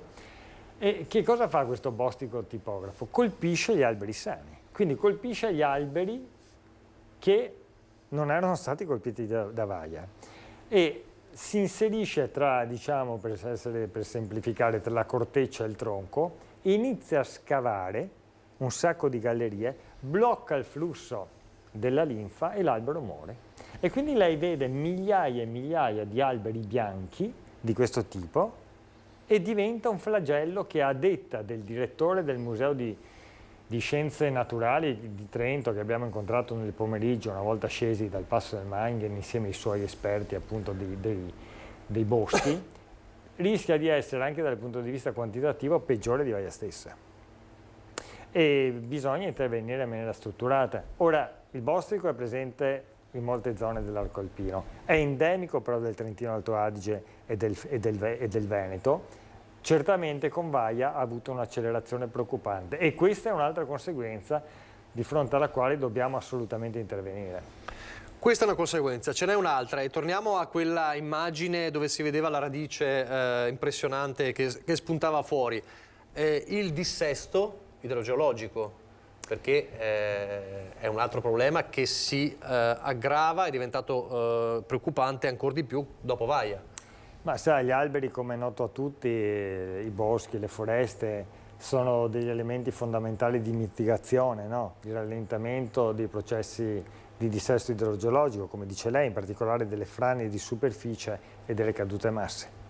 E quando invece il bosco non c'è più, questo diventa un problema serio, soprattutto quando hai alberi che non sono solo stati spezzati, ma sono stati addirittura sradicati. E qui abbiamo ettari e ettari. Eccola appunto. Qua, questa è l'immagine, proprio una delle immagini. È un albero sradicato, vede in fondo lì come se fossero neanche dei grissini, dei stuzzicadenti, vediamo migliaia di alberi che sono stati abbattuti dalla tempesta stessa. È chiaro che lì si pone un problema di dissesto. Guardi, come dicevo prima, Vaia stessa ha determinato più di 500 casi di dissesto idrogeologico nei 3 giorni, diciamo, in cui ha colpito il nostro territorio. Ma quello che sta avvenendo adesso è che queste situazioni rischiano di peggiorare ancora di più la situazione.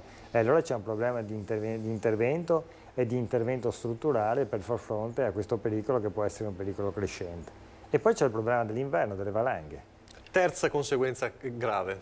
Perché esattamente come gli alberi bloccano le frane, così d'inverno in particolare, ma soprattutto in primavera, quando c'è lo scioglimento dei ghiacciai e dei nevai, naturalmente gli alberi bloccano le valanghe. E tenga conto che Vaia, a detta degli esperti, a detta appunto di questo studio Vialand, ha determinato 149 siti valanghivi nuovi, cioè luoghi dove ci sono rischi valanghi determinati da Vaia. Insomma, come sempre succede, quando avvengono questi eventi, non sono eventi che poi si risolvono da soli, sono eventi che mettono insieme, che mettono a processo una serie di conseguenze che diventano pericolose e alle quali dobbiamo naturalmente far fronte. Lei ha parlato con diversi esperti anche in questo settore, in questo viaggio riguardo a Vaia. Dopo Vaia, com'è cambiato in quel loro approccio? Anche la gente che abita lì, ovviamente, come guardano la montagna? Guardi, intanto guardano anche la situazione degli alberi schiantati, ce ne sono ancora molti a terra, perché dagli ultimi dati che abbiamo a disposizione, dagli studi più recenti, il 36%, quindi più di un terzo degli alberi schiantati sono ancora a terra da raccogliere. C'è poi una differenza molto consistente tra la situazione, per esempio, della provincia di Vicenza, in particolare dell'Altipiano di Asiago e la situazione del Bellunese. Nell'Altipiano di Asiago è stato raccolto più del 95% degli alberi, è stato recuperato, mentre nel Bellunese siamo circa al 50%. Come mai questa differenza? Beh, c'è anche, credo dipenda anche da una situazione diversa dal punto di vista proprio, diciamo, orografico, geografico e via dicendo, perché in un altipiano immagino che sia anche più facile recuperare una situazione rispetto a pendenze elevatissime. Tenga conto che è stato calcolato che la pendenza media dei boschi colpiti è stata del 28%, quindi ci sono boschi che erano in pianura e i boschi che invece erano in una situazione di grandissima pendenza, quindi cambiano anche naturalmente le tipologie degli interventi da fare. Io ho incontrato le persone che sono esterrefatte, molto preoccupate. Gli abitanti dei luoghi, non avendo mai vissuto esperienze di questo tipo, sono preoccupati che questo possa succedere, riaccadere, ed è per questo che è importante lavorare nella duplice dimensione di cui parlavamo l'altra volta, no? Cioè dobbiamo lavorare nella logica della diminuzione delle emissioni, quindi la mitigazione, ma poi dell'adattamento, cioè dobbiamo lavorare il territorio in modo tale che sia in grado di assorbire, di mitigare, di diminuire gli impatti di queste devastazioni per la nostra vita, per le nostre economie. E poi la situazione dei boschi sta cambiando. Sta cambiando ma forse è l'unica cosa che potrebbe vedere un lato positivo o diverso, non così drammatico? Allora, questa situazione, questo che lei dice mi ha incuriosito molto. Il pomeriggio, incontrando appunto Michele Lanzinger, che è il direttore del Muse, ha fatto poi partecipare a questo incontro molto molto interessante anche gli esperti, diciamo, dei boschi e via dicendo. E uno di questi diceva: ma guardi però che da Vaia potrebbe anche nascere qualcosa di interessante. Ha detto: ma cioè, che cosa interessante? Beh, lui ritiene questo, loro ritengono questo, cioè, e dà ragione, perché vede, i boschi che noi abbiamo sono in gran parte non più boschi naturali, no? Ma sono boschi un po' artificiali, li chiamano orti montani, come se fossero stati, come dire, coltivati, piantumati e via dicendo, come direbbero gli urbanisti, cioè boschi di produzione. Cioè, lì, dopo soprattutto la prima guerra mondiale, che ha devastato, diciamo, interi boschi e il grandissimo utilizzo della legna dei nostri nonni, no? Adesso la quantità di boschi è molto maggiore rispetto a quella di alcuni decenni fa. Ebbene, cosa è successo? Lì si è andato verso una piantumazione dell'abete rosso in particolare, per motivi economici, perché dal punto di vista economico l'abete rosso è il legno che rende di più. E quindi c'è una presenza monospecifica di abete rosso. Questo ha portato a due conseguenze gravi. La prima innanzitutto è che il bosco è più fragile, è meno resiliente, perché se hai solo una tipologia di albero, peraltro non molto resistenti ai venti, per una caratteristica, diciamo, del radicamento sul terreno, e beh, nel momento in cui arriva una tempesta, non avendo una diversificazione della tipologia arborea, è chiaro che c'è un abbattimento molto maggiore. E poi sono boschi che più o meno hanno la stessa età. E quindi anche il ciclo della riproduzione è molto più lenta, perché nel momento in cui tu in un bosco hai alberi più vecchi e alberi più giovani, è chiaro che il rinnovamento dello stesso, anche a seguito di un evento catastrofico, avviene in maniera molto più accelerata. E quindi cosa succederà? Quindi succederà che probabilmente dobbiamo tornare a un concetto di recupero naturalistico del bosco, non solamente, diciamo, del bosco di produzione dal punto di vista economico. Non vuol dire che dobbiamo azzerare l'economia dell'alpeggio, ci mancherebbe anche altro, ricordando peraltro che gli abitanti di quelle montagne fanno un'opera straordinaria di mitigazione della qualità delle nostre montagne, quindi la presenza antropica, la presenza delle persone nella montagna è importantissima per le montagne e per la gente di pianura. Però certamente ci sarà una modifica e quindi andrà verso quella che i tecnici chiamano abettina mista, no? Quindi una tipologia diversificata di specie, larici, le faggette e via dicendo.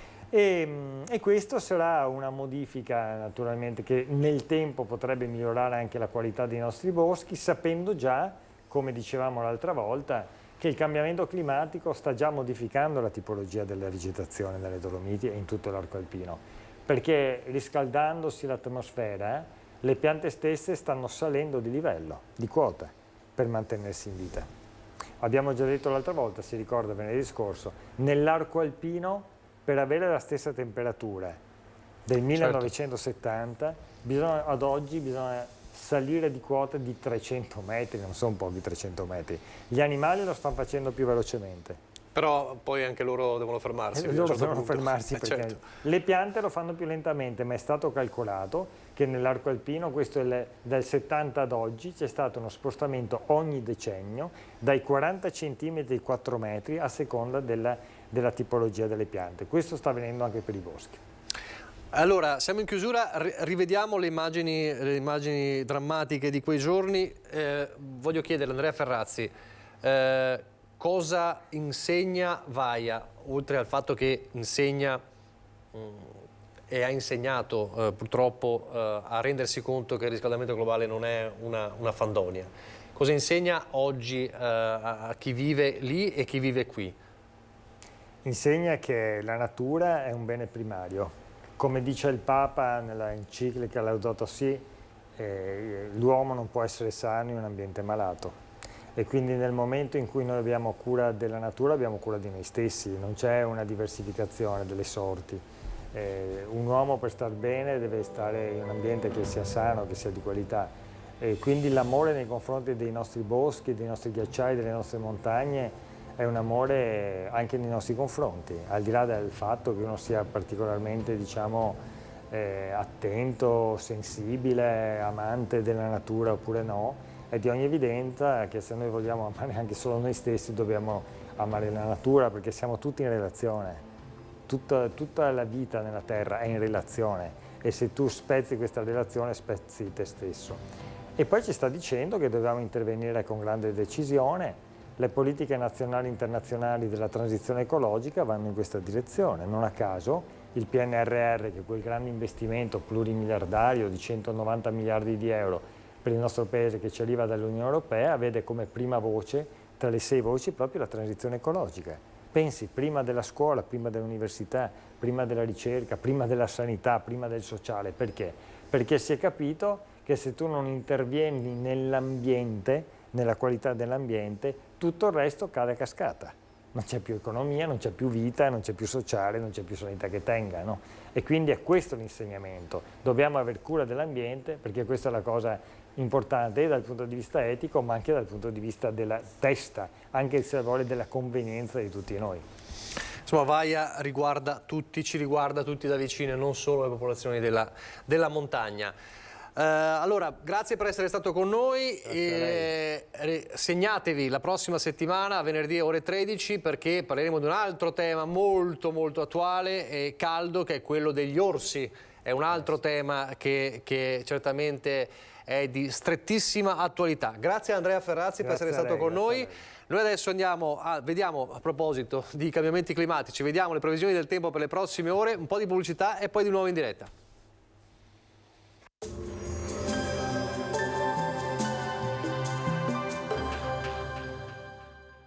Portaci gli oggetti, i mobili, i vestiti che non usi più. Da noi, Guadagni, ex novo mercatino dell'usato. Aperto 7 giorni su 7, via Vicenza 23, Vedelago. Bentrovati al meteo. Si indebolisce temporaneamente l'anticiclone africano. La giornata di venerdì 23 giugno sarà contraddistinta da una locale variabilità. Vediamo insieme in dettaglio. Sul Veneto la grafica evidenzia un contesto instabile, fino al mattino spazi di sereno alternati ad addensamenti nuvolosi. Col passare delle ore probabili rovesci o temporali a carattere sparso. Temperature in calo, sia pure lieve, minime tra 15 e 22 gradi, massime sui 29-33 gradi. Spostiamoci ora sul Friuli Venezia Giulia, anche in questo caso ampio soleggiamento, poi verso il pomeriggio possibili temporali sparsi, localmente anche intensi. Temperature minime sui 18-23 gradi, massime sui 30-32 gradi. Infine diamo uno sguardo alla situazione del Trentino Alto Adige. Qui avremo un'alternanza fra sole e nubi con occasionali piovaschi, dunque in linea con il contesto. Temperature minime intorno ai 16 gradi, massime sui 29-30 gradi. Dal meteo di Antenna 3 per ora è tutto, grazie per l'attenzione, arrivederci al prossimo aggiornamento.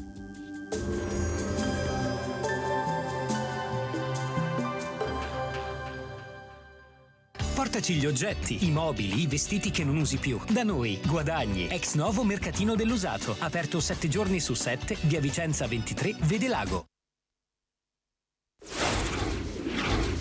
Che non ci sia una responsabilità di nessuno è per me inaccettabile, perché milioni di metri cubi di ghiaccio, di roccia e di fango non possono crollare da un giorno all'altro. È il duro sfogo di Luca Miotti, che nella tragedia della Marmolada un anno fa ha perso il fratello Davide e la cognata Erika. È inaccettabile, continua Miotti, che il giudice abbia disposto l'archiviazione, inquadrando l'evento come imprevedibile. Era il 3 luglio del 2022, alle 13:45, il disastro. Un'enorme massa di ghiaccio, fango e sassi si stacca dal ghiacciaio della Regina delle Dolomiti e provoca 11 vittime. Non ci credo che la scienza non avesse gli strumenti per accorgersi che se si riduce lo spessore di chilometri nell'arco degli ultimi 30 anni e che le temperature elevate avessero provocato questo famigerato aumento dell'acqua di fusione che avrebbe scavato e quindi avrebbe preparato il crollo, Ecco, dal mio punto di vista qualche tecnico o qualche ufficio competente avrebbe dovuto quantomeno ipotizzare un rischio. Un evento prevedibile, dunque, secondo il fratello di Davide Miotti, che non intende mollare e che continuerà a battersi perché si faccia luce sull'accaduto. Ma io sono convinto che con il tempo le cose possono essere rielaborate e rilette, perché in troppo poco tempo si è voluto archiviare, si è voluto chiudere questo capitolo tragico che ha riguardato ovviamente la mia famiglia e quella di Erika. Un dolore enorme, quello delle famiglie delle vittime. Luca Miotti parla di mancata prevenzione di una tragedia che si poteva e si doveva evitare. Il tempo ci darà ragione, conclude ricordando l'evento in memoria di Erika e Davide, organizzato per il 1° di luglio. Una camminata a Cittadella con partenza alle 20 da Piazza Pero Bon, per non dimenticare i coniugi morti nella tragedia della Marmolada. Dalla tragedia della Marmolada a quella del crollo del Ponte Morandi, ieri l'intercettazione in esclusiva del Fatto Quotidiano con le parole di Gianni Mione, ex amministratore delegato di edizione, la holding dei Benetton, parole datate 2020 che confermano quanto aveva detto il manager un mese fa al processo di Genova, parole che fecero scalpore, sapevamo tutto sui rischi del ponte. Si sapeva da sempre che il ponte aveva un problema di progettazione. Quando abbiamo comprato la società Autostrade abbiamo detto che ci stava bene così come stava. Siccome lo sapevamo che c'era quella cosa ed è stata ampiamente discussa e presentata in molte occasioni, bisognava semplicemente, come nostra responsabilità, dire ragazzi, bisogna rifare sto ponte. E siamo andati. Sì, certo, lo sapevamo. Certo. Sono frasi che aggiungono rabbia e sconcerto, quelle che il Fatto Quotidiano pubblica in esclusiva con una intercettazione tra Gianni Mione e Sergio Erede, datata inizio 2020. Esattamente un mese fa, l'ex amministratore delegato di edizione, la holding dei Benetton, aveva scatenato la bufera al processo a Genova per il crollo del Ponte Morandi, sostenendo come già dal 2010, 8 anni prima del disastro, tutti sapessero dei rischi dell'infrastruttura. Il mio più grande rammarico, aveva detto in aula. Ora queste affermazioni trovano un riscontro ulteriore. L'intercettazione telefonica tra Mione e il consulente legale del gruppo Benetton Sergio Erede va in scena 1 anno e mezzo dopo la tragedia, quando il governo Conte II agita lo spettro della revoca della concessione autostradale ai Benetton. Mion spiega a Erede quanto il caso Ponte Morandi fosse sul tavolo fin dall'inizio. È stato fatto una riunione, un'indagine in cui c'erano tutti i consiglieri di amministrazione di Atlantia, gli amministratori delegati, direttori generali e management, e loro hanno spiegato che quel ponte lì aveva una difficoltà di progettazione, una peculiarità di progettazione che lo rendeva molto complicato. Allora, quando io ho chiesto all'ingegner Castellucci e ai suoi dirigenti, fra cui l'ingegner Mollo, direttore generale, chi è che certifica la stabilità di sto ponte e l'agibilità di sto ponte, mi è stato detto ce lo autocertifichiamo. Ci ho spiegato? Beh, ho capito, io queste circostanze non le conoscevo. Ma allora bisogna saperle però, perché sennò qua arriviamo a conclusioni pericolose. Durissimo il giudizio sui Benetton dall'allora potente manager. Allora loro adesso hanno individuato giustamente l'inettitudine della famiglia Benetton. Ok, però la famiglia Benetton, nella sua stupidità, può anche dire sì, io mi sono fidato di Castellucci, di Tommasi e di quant'altro, però mi sono fidato anche dei controlli che dovevano esserci. Non ci fu poi alcuna revoca. Il governo liquidò Atlantia, la holding controllata dai Benetton, con oltre 8 miliardi di euro e attraverso la Cassa Depositi e Prestiti si ricomprò Autostrade per l'Italia, accollandosi i debiti e le cause legali. Già però a inizio 2020 Mion era convinto che i gravi inadempimenti, motivo concreto per revocare la concessione, fossero reali, gettando un'ombra scurissima sulla tenuta della rete autostradale allora controllata dalla famiglia di Ponzano. Siccome stiamo parlando di una rete vecchissima che ha mediamente più di 60 anni, praticamente da rifare tutto. In Liguria, piuttosto che in Toscana, piuttosto che in Abruzzo, piuttosto che nel Molise, è tutto a rischio e può succedere di tutto. Cosa facciamo? Torniamo a Padova, rischia il processo l'ex tesoriere del Canile di Rubano, accusato di aver sottratto quasi 800.000 euro dalle casse dell'ente.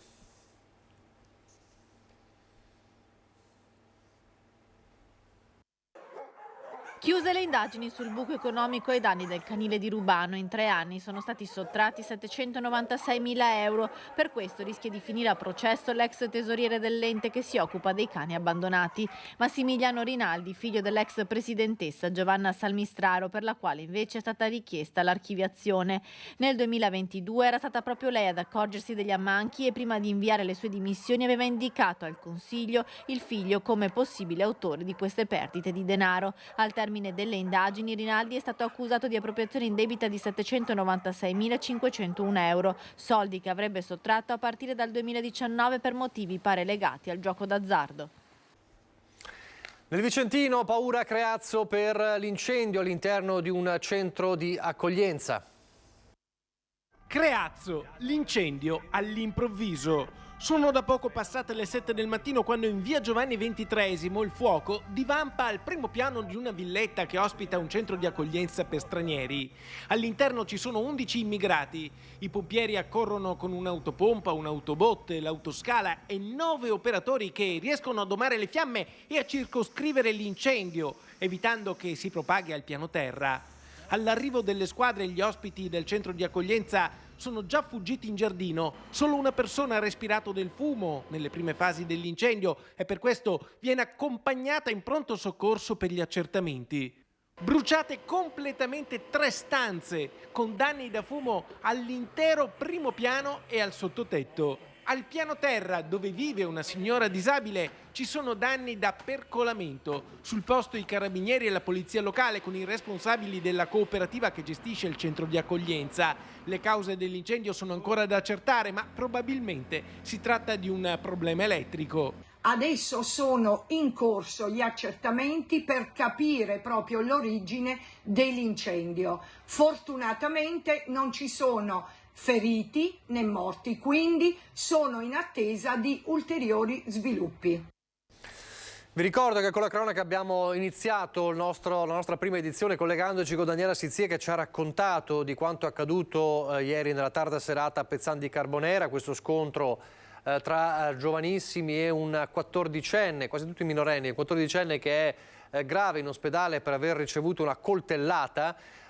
Quindi c'è ovviamente lo shock della comunità di Carbonera per quanto accaduto, le indagini ovviamente in corso. Daniela Sizzia ci ha raccontato e poi ha fatto sentire anche le parole del testimone, di un testimone chiave, perché ha portato soccorso, prestato soccorso, il primo soccorso a questo ragazzino di 14 anni, probabilmente salvandogli la vita. C'è un'altra invece vicenda che riguarda anche un minorenne e dei giovanissimi che abbiamo raccontato ieri, cioè la vicenda di questo gruppo di 3 giovanissimi, tra i quali, ripeto, un minorenne che aveva sequestrato diverse persone in un casolare, picchiandole e anche derubandole, ed è un'indagine che ha portato adesso i carabinieri a registrare ben 8 episodi collegati a questa banda.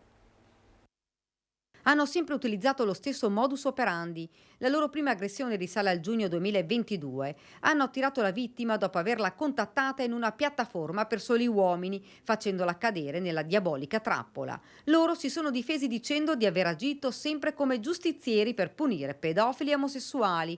Per 6 mesi, almeno per quanto si sa, si sono fermati. Poi l'escalation. Da dicembre si sono scatenati. In 1 mese e mezzo hanno sequestrato, picchiato e rapinato altre 7 persone. Le prime 3 attirate in una zona isolata di campagna a Campigo di Castelfranco, le altre 5 all'interno del casolare a Vedelago, dove sono stati arrestati. Le vittime sono uomini tra i 40 e i 50 anni, liberi professionisti, artigiani e operai. 6 sono trevigiani, un trentino e un vicentino. Un sodalizio criminale che aveva organizzato il piano nei minimi dettagli.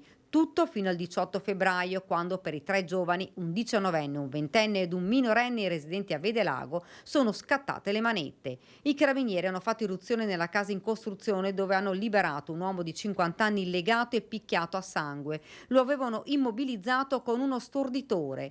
In ogni aggressione i 3, con un ruolo ben preciso, si facevano consegnare i bancomat ed il PIN, poi prelevavano varie somme di denaro per un totale di oltre 7.000 euro. Le indagini serrate hanno portato a scoprire dopo l'arresto le altre vittime. 2 persone si sono presentate dai militari dell'Arma per raccontare l'aggressione subita. Gli altri sono stati invece trovati dai carabinieri tramite gli accertamenti sui telefonini degli arrestati. Una volta in caserma hanno raccontato l'aggressione. La posizione dei 3 giovani ritenuti gravemente indiziati dei delitti di rapina aggravata, sequestro di persona, indebito utilizzo di strumenti di pagamento e porto di oggetti atti ad offendere e al vaglio delle rispettive autorità giudiziarie. Dall'indagine è emerso anche che 3 prendevano il cellulare delle vittime, carpivano i contatti privati e poi minacciavano di divulgare tutto se avessero raccontato a qualcuno quello che avevano subito. La vergogna poi ha fatto il resto. I carabinieri non escludono ci possano essere altre vittime.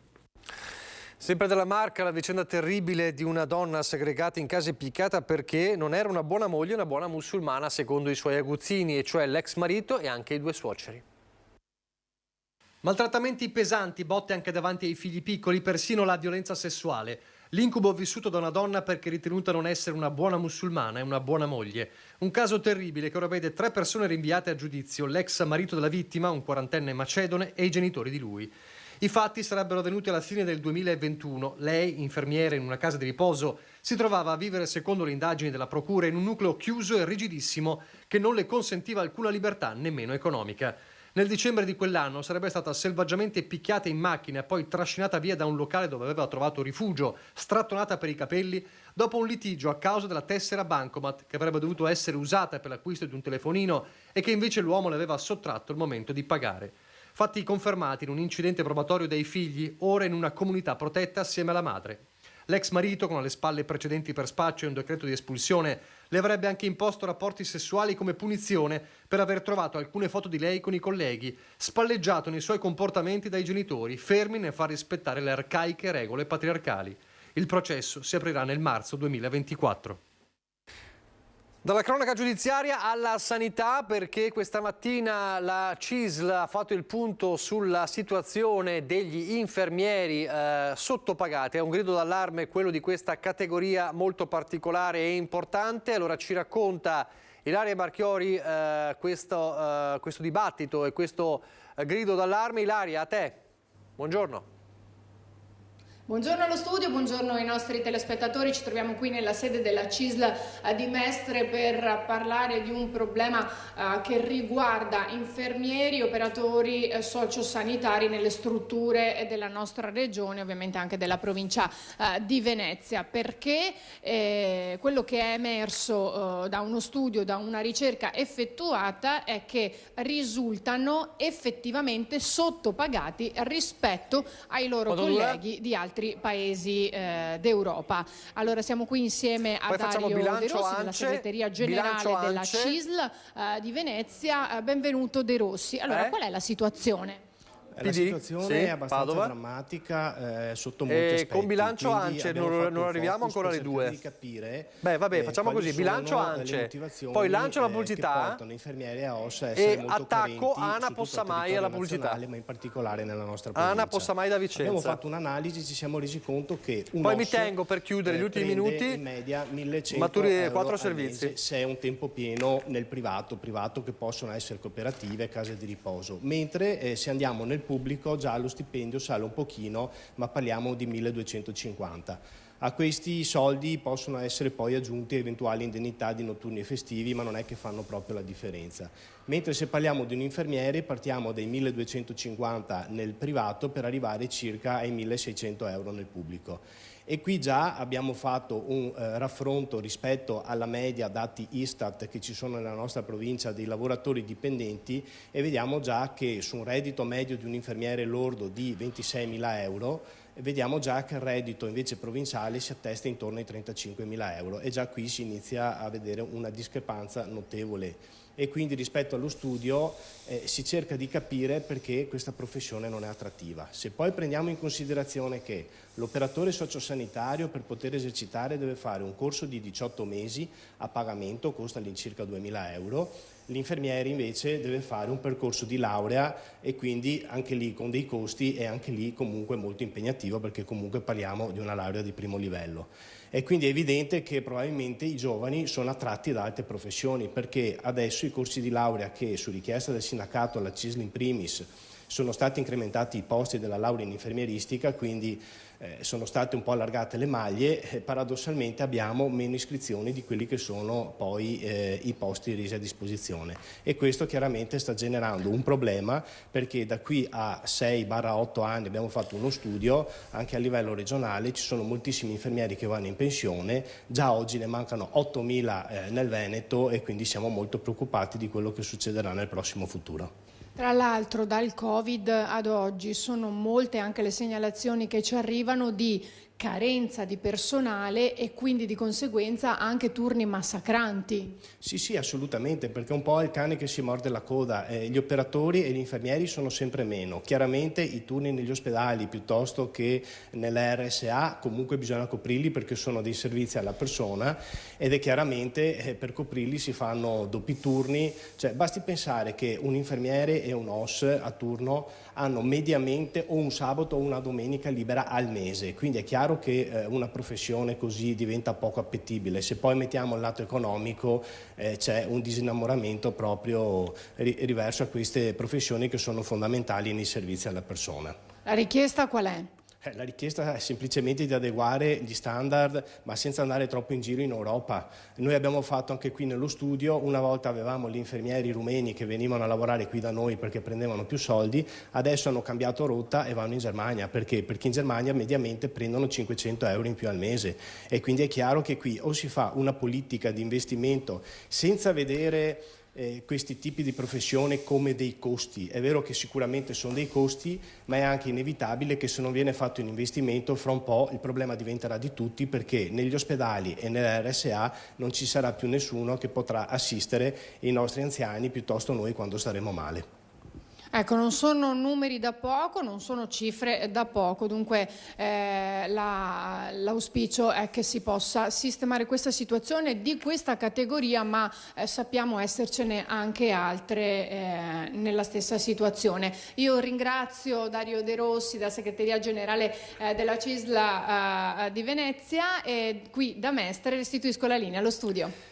Grazie a Ilaria Marchiori, grazie al tuo ospite. Dalla preoccupazione della sanità alla preoccupazione dei costruttori, il bilancio di fine mandato per il presidente ANCE Padova Alessandro Gerotto, che dice il bonus 110 ha rilanciato il settore, ma i debiti incagliati fanno preoccupare per i prossimi mesi. Il settore è florido, i bilanci sani, ma nuvole nere si addensano sull'edilizia. Traccia le somme di fine mandato Alessandro Gerotto, presidente di ANCE Padova, che vede negli alti tassi di interesse che impediscono alle famiglie di accendere un mutuo e fanno aumentare i debiti delle aziende, nei 30 miliardi di euro ancora da incassare dal superbonus, due tra i maggiori problemi. Lo sguardo al futuro. ANCE resta fiduciosa. C'è tanto lavoro da fare, abbiamo solo l'imbarazzo della scelta. È chiaro che dobbiamo aiutare le stazioni appaltanti ad appaltare le opere nel più breve tempo possibile. Bisogna aiutare soprattutto chi fa i controlli in cantiere ad essere preparato, perché deve essere rispettato il contratto edile industria. Per questo con i sindacati abbiamo una task force e monitoreremo questo tipo di problematiche, perché non c'è cosa migliore che il controllo giornaliero per tutelare quelli che sono i lavoratori e soprattutto il pagamento degli stipendi in maniera corretta. Dal 1 luglio entrerà in vigore il nuovo codice degli appalti. Dalle aziende un invito al rigoroso rispetto delle regole, che permetta però alle imprese di lavorare, imprese che continuano a soffrire per la mancanza di manodopera. Gli immigrati sono una risorsa importante, meglio se andiamo a prendere ed aiutarli direttamente nel loro paese per arrivare qui già preparati, magari conoscendo la nostra lingua, e noi dobbiamo conoscere le loro diciamo così, religioni e il loro modo di pensare, in maniera da preparargli delle case e soprattutto delle scuole che possono accoglierli. Ancora pochi istanti di pubblicità, poi torneremo in diretta fra poco. Adunata nazionale 2024. Vicenza si prepara, la macchina organizzativa avanza. Cambio della guardia a Palazzo Trissino. Le elezioni amministrative decretano un nuovo sindaco, una nuova giunta, un nuovo consiglio comunale. Ma le penne nere marciano compatte verso il maggio del 2024. E l'ultimo passo è l'incontro tra il nuovo sindaco di Vicenza, Giacomo Possamai, e il presidente dell'Associazione Nazionale Alpini, Sebastiano Favero, accompagnato dal presidente ANA Montepasubio, Lino Marchiori, e dal presidente della Dunata Alpini 2024, Maurizio Pinamonti. Al tavolo siedono anche l'assessore ai grandi eventi, Leone Ziglio, e il capo di gabinetto, Sandro Pupillo. Proseguiamo il lavoro avviato dalla precedente amministrazione nel mettere le basi per una Dunata straordinaria. Va di scena il primo incontro, il primo confronto sull'organizzazione della Dunata nazionale che Vicenza ospiterà dal 10 al 12 maggio del 2024. È stato messo a fuoco il percorso dello sfilamento, che potrebbe coinvolgere anche Campomarzo, la rotatoria con il monumento alpino davanti alla stazione, e Viale Roma. La priorità per oggi è organizzare l'accoglienza delle centinaia di migliaia di visitatori tra penne nere, familiari, amici e turisti che animeranno il grande evento. Sarà un weekend di impegno eccezionale per i vicentini, perché chiaramente ci saranno centinaia di migliaia di persone che arrivano e dovremo saperle accogliere come sappiamo fare noi, con il sorriso e con l'orgoglio di essere una città che guarda alla sua storia, al suo rapporto con gli alpini, ma che guarda anche al futuro. Venerdì 10 e sabato 11 maggio in città dovrà esserci un'atmosfera consona all'evento, con canti tipici alpini.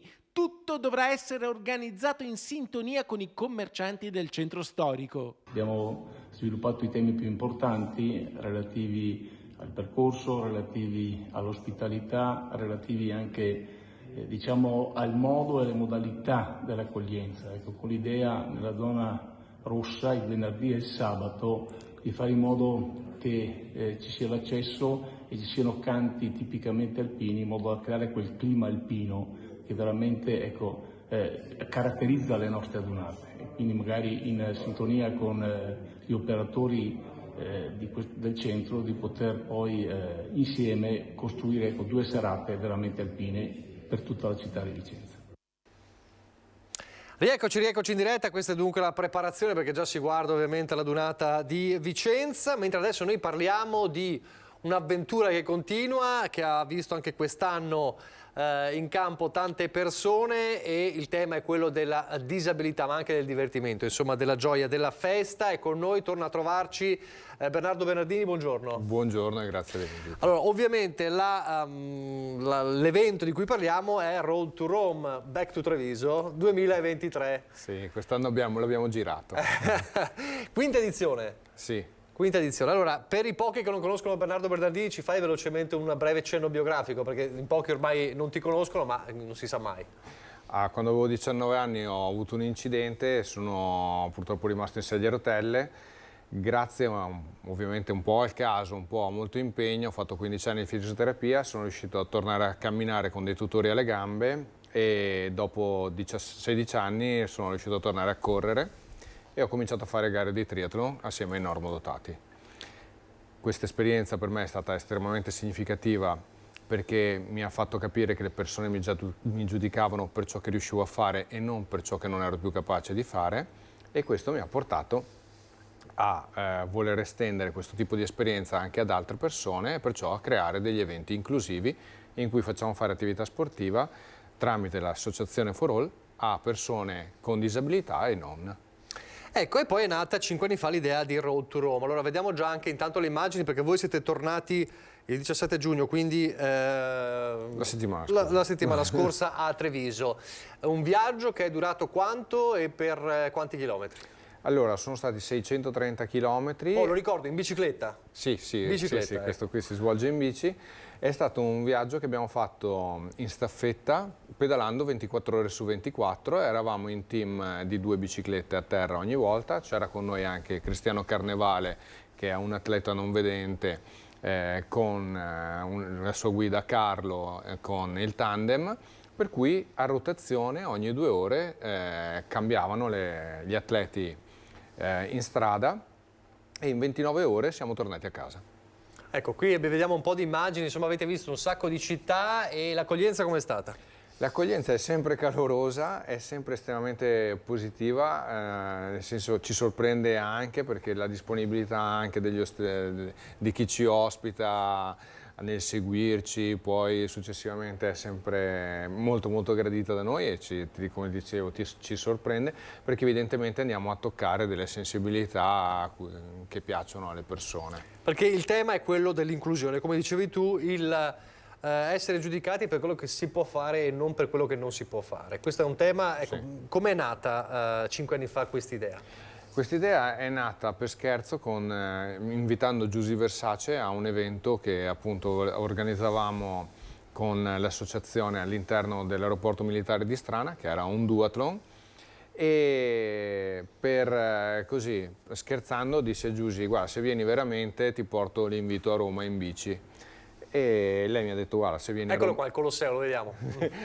Se vieni a Roma in bici te lo faccio presentare in Parlamento, e così fu. Per cui andai giù per la prima volta da solo e poi accompagnato. Quindi la prima volta fu da solo? Sì, sì. E poi invece si aggregarono sempre più persone. Un anno eravamo quasi una ventina, 3 anni fa. Ecco, la caratteristica di quest'anno qual è stata? La caratteristica di quest'anno è stata, direi, l'insegna proprio della collaborazione, per cui l'inclusione che si basa sul fare le cose assieme, perciò nel collaborare strettamente, perché rimanere attivi per 29 ore di seguito ci vuole una grandissima collaborazione sia tra gli atleti, ma soprattutto lo staff che ci ha supportato in questo, e comprensione, perché ognuno di noi è arrivato a un po' ai suoi limiti, che fosse di supportazione, che fosse di stanchezza, un po' di privazione del sonno e così, però abbiamo visto che appunto collaborando, avendo da una parte un po' di accettazione delle difficoltà dell'altro in quel momento, abbiamo raggiunto un bellissimo risultato. Ho visto la squadra molto molto unita e coesa. Per partecipare a questo evento cosa bisogna fare? Basta solamente scriverci o contattarci e dirci: guarda, mi farebbe piacere partecipare la prossima volta. Quindi l'auspicio è che nel 2024 ci sia ancora più gente?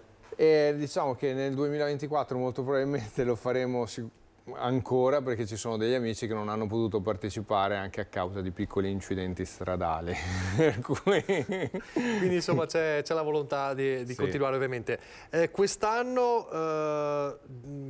tu nei tuoi messaggi Facebook hai ringraziato anche il presidente dell'associazione Il Filo di Simo, è vero? Assolutamente. Perché? Perché intanto perché Ivan gentilmente è venuto Ivan Scremin è venuto a fare parte dello staff e a supportarci proprio attivamente nella messa in pratica di questo evento. Ma poi per loro organizziamo durante il nostro evento ogni anno, negli ultimi 2 anni, una raccolta fondi da destinare a far fare attività sportiva ai ragazzi che sono in cura presso il Filo di Simo, che segue i ragazzi che soffrono di depressione, per supportare il loro percorso psicologico anche con l'attività sportiva. Noi crediamo molto in questo, perché lo sport ti permette di uscire di casa, di cambiare le tue abitudini, di rientrare più attivamente nella tua vita e soprattutto ti dà la possibilità di secernere endorfine, che sono un ottimo antidepressivo. Perché poi le difficoltà, no?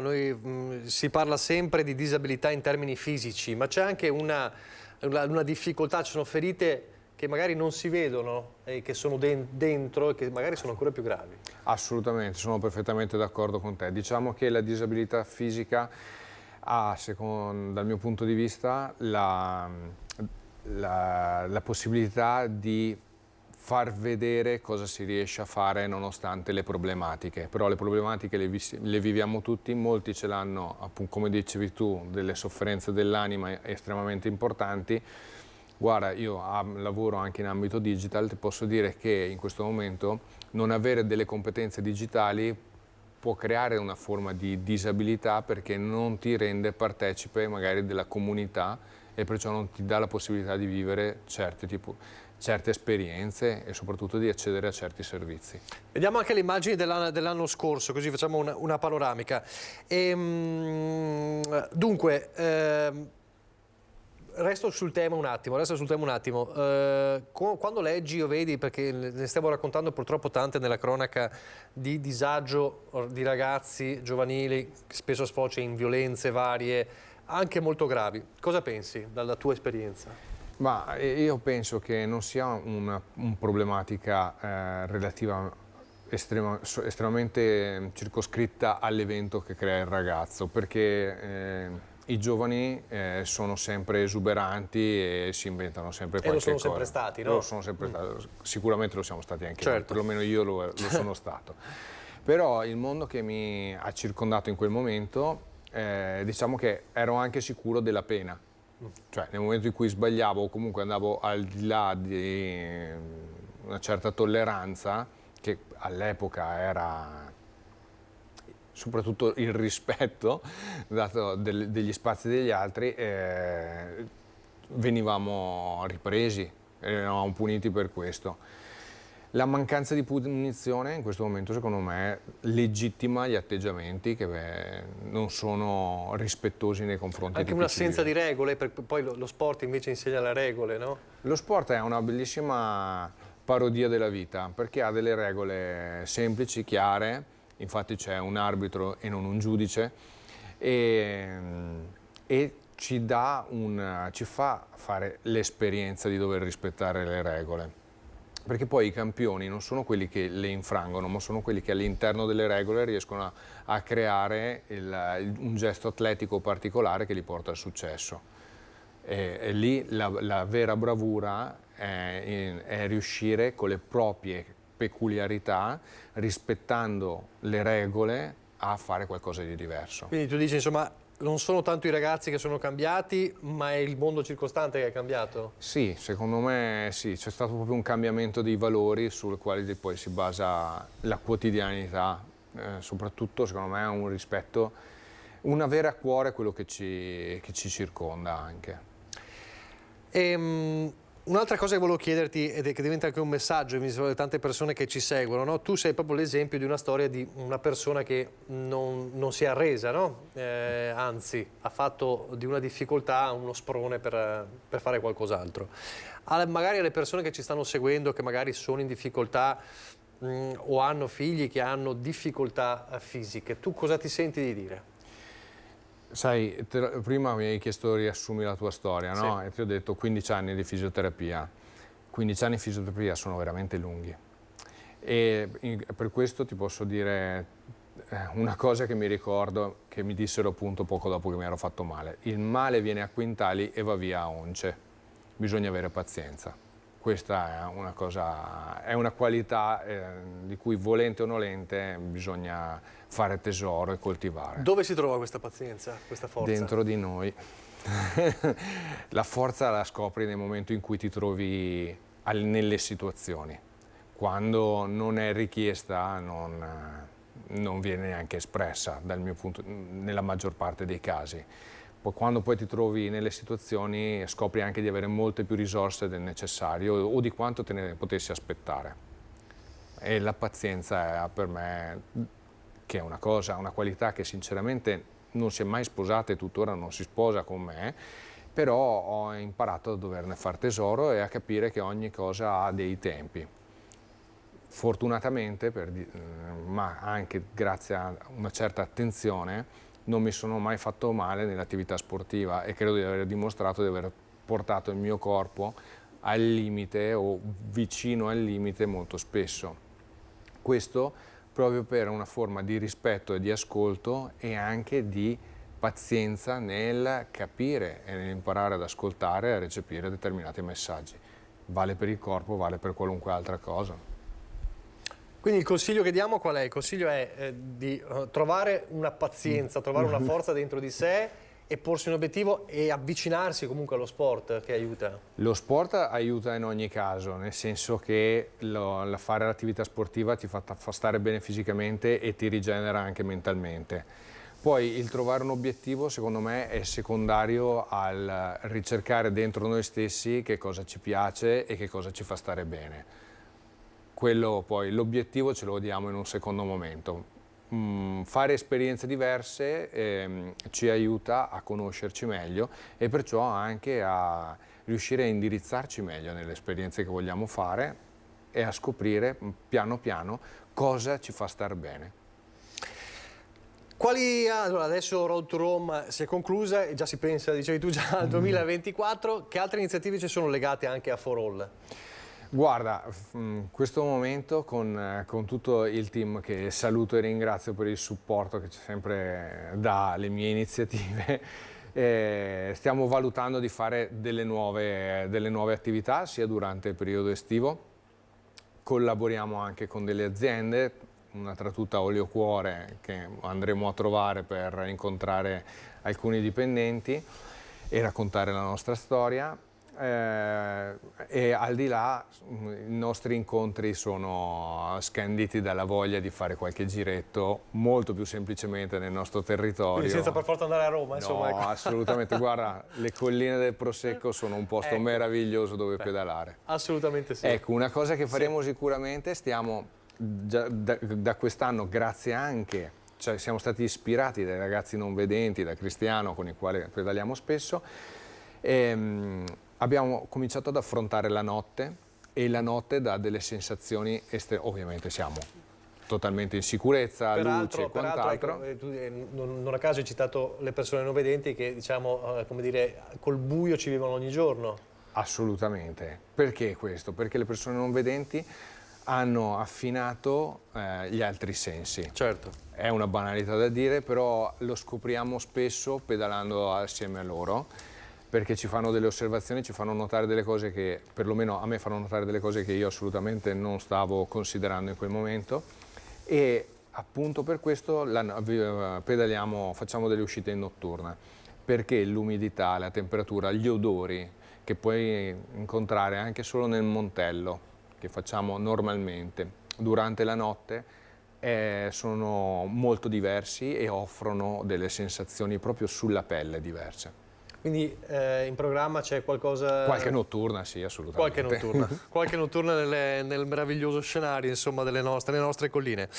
Grazie allora, grazie davvero a Bernardo Bernardini per essere stato con noi e averci raccontato questa esperienza, e quindi avete sentito, recepite questi consigli che sono molto, molto importanti. E adesso invece, che ringrazio Simone Merlo e Francesca Pezzo, non l'ho ancora fatto, alla regia, vediamo il servizio sul coro City Angel che domani si esibirà a Treviso, direttamente da Los Angeles, per raccogliere fondi per i progetti di musicoterapia all'ospedale Cafoncello di Treviso. Grazie ancora Bernardo. Grazie.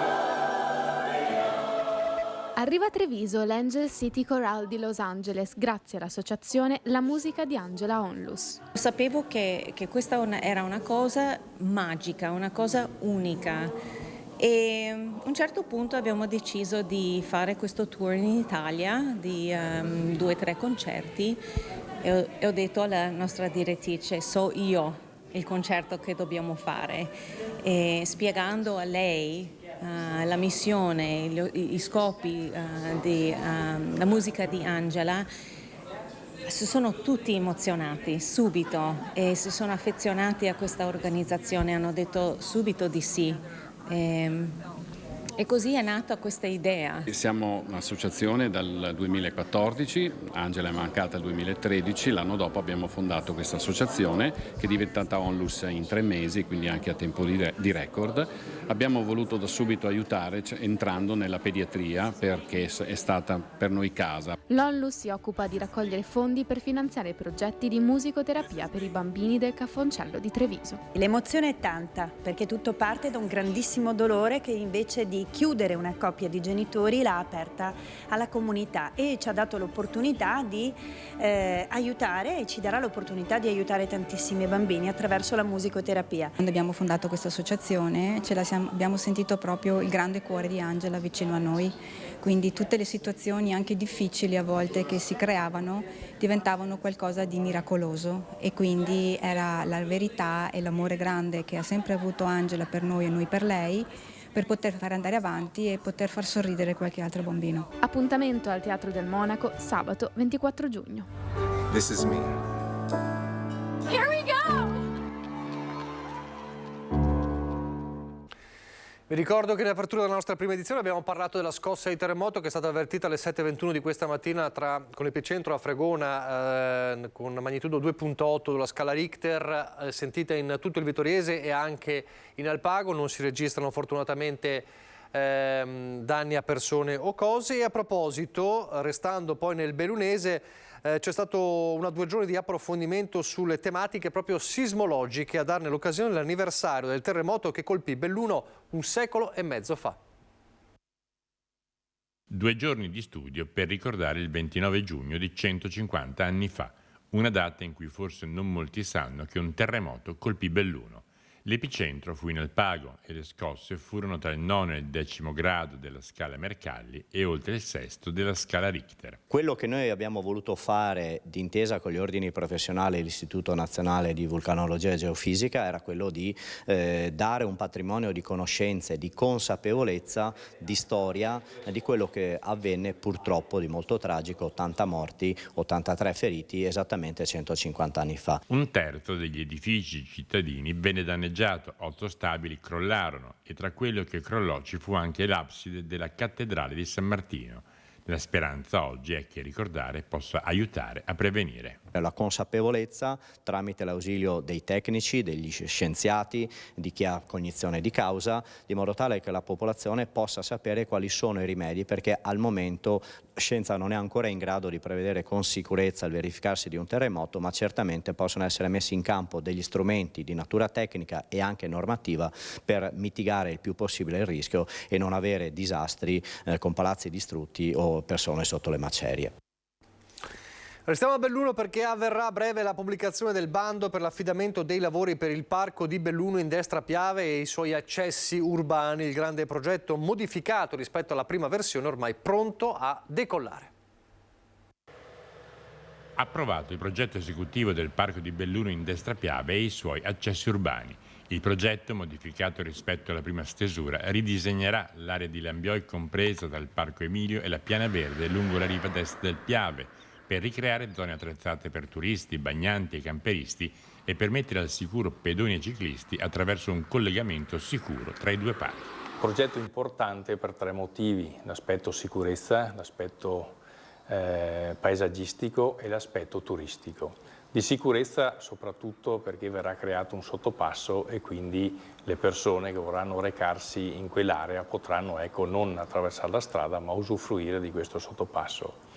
Sarà anche ripristinata l'aspetto paesaggistico, quindi verrà creato tutta un'area verde e poi anche sotto l'aspetto turistico l'area camper vicino al Parco Emilio verrà rimodulata, verrà più grande e anche con tutti i servizi connessi, quindi un grande progetto al servizio della città. Il quadro economico di spesa approvato dalla Presidenza del Consiglio dei Ministri ha stabilito in oltre 4.350.000 euro l'ammontare degli interventi di competenza del Comune e in 515.000 quelli di competenza di BIM GSP.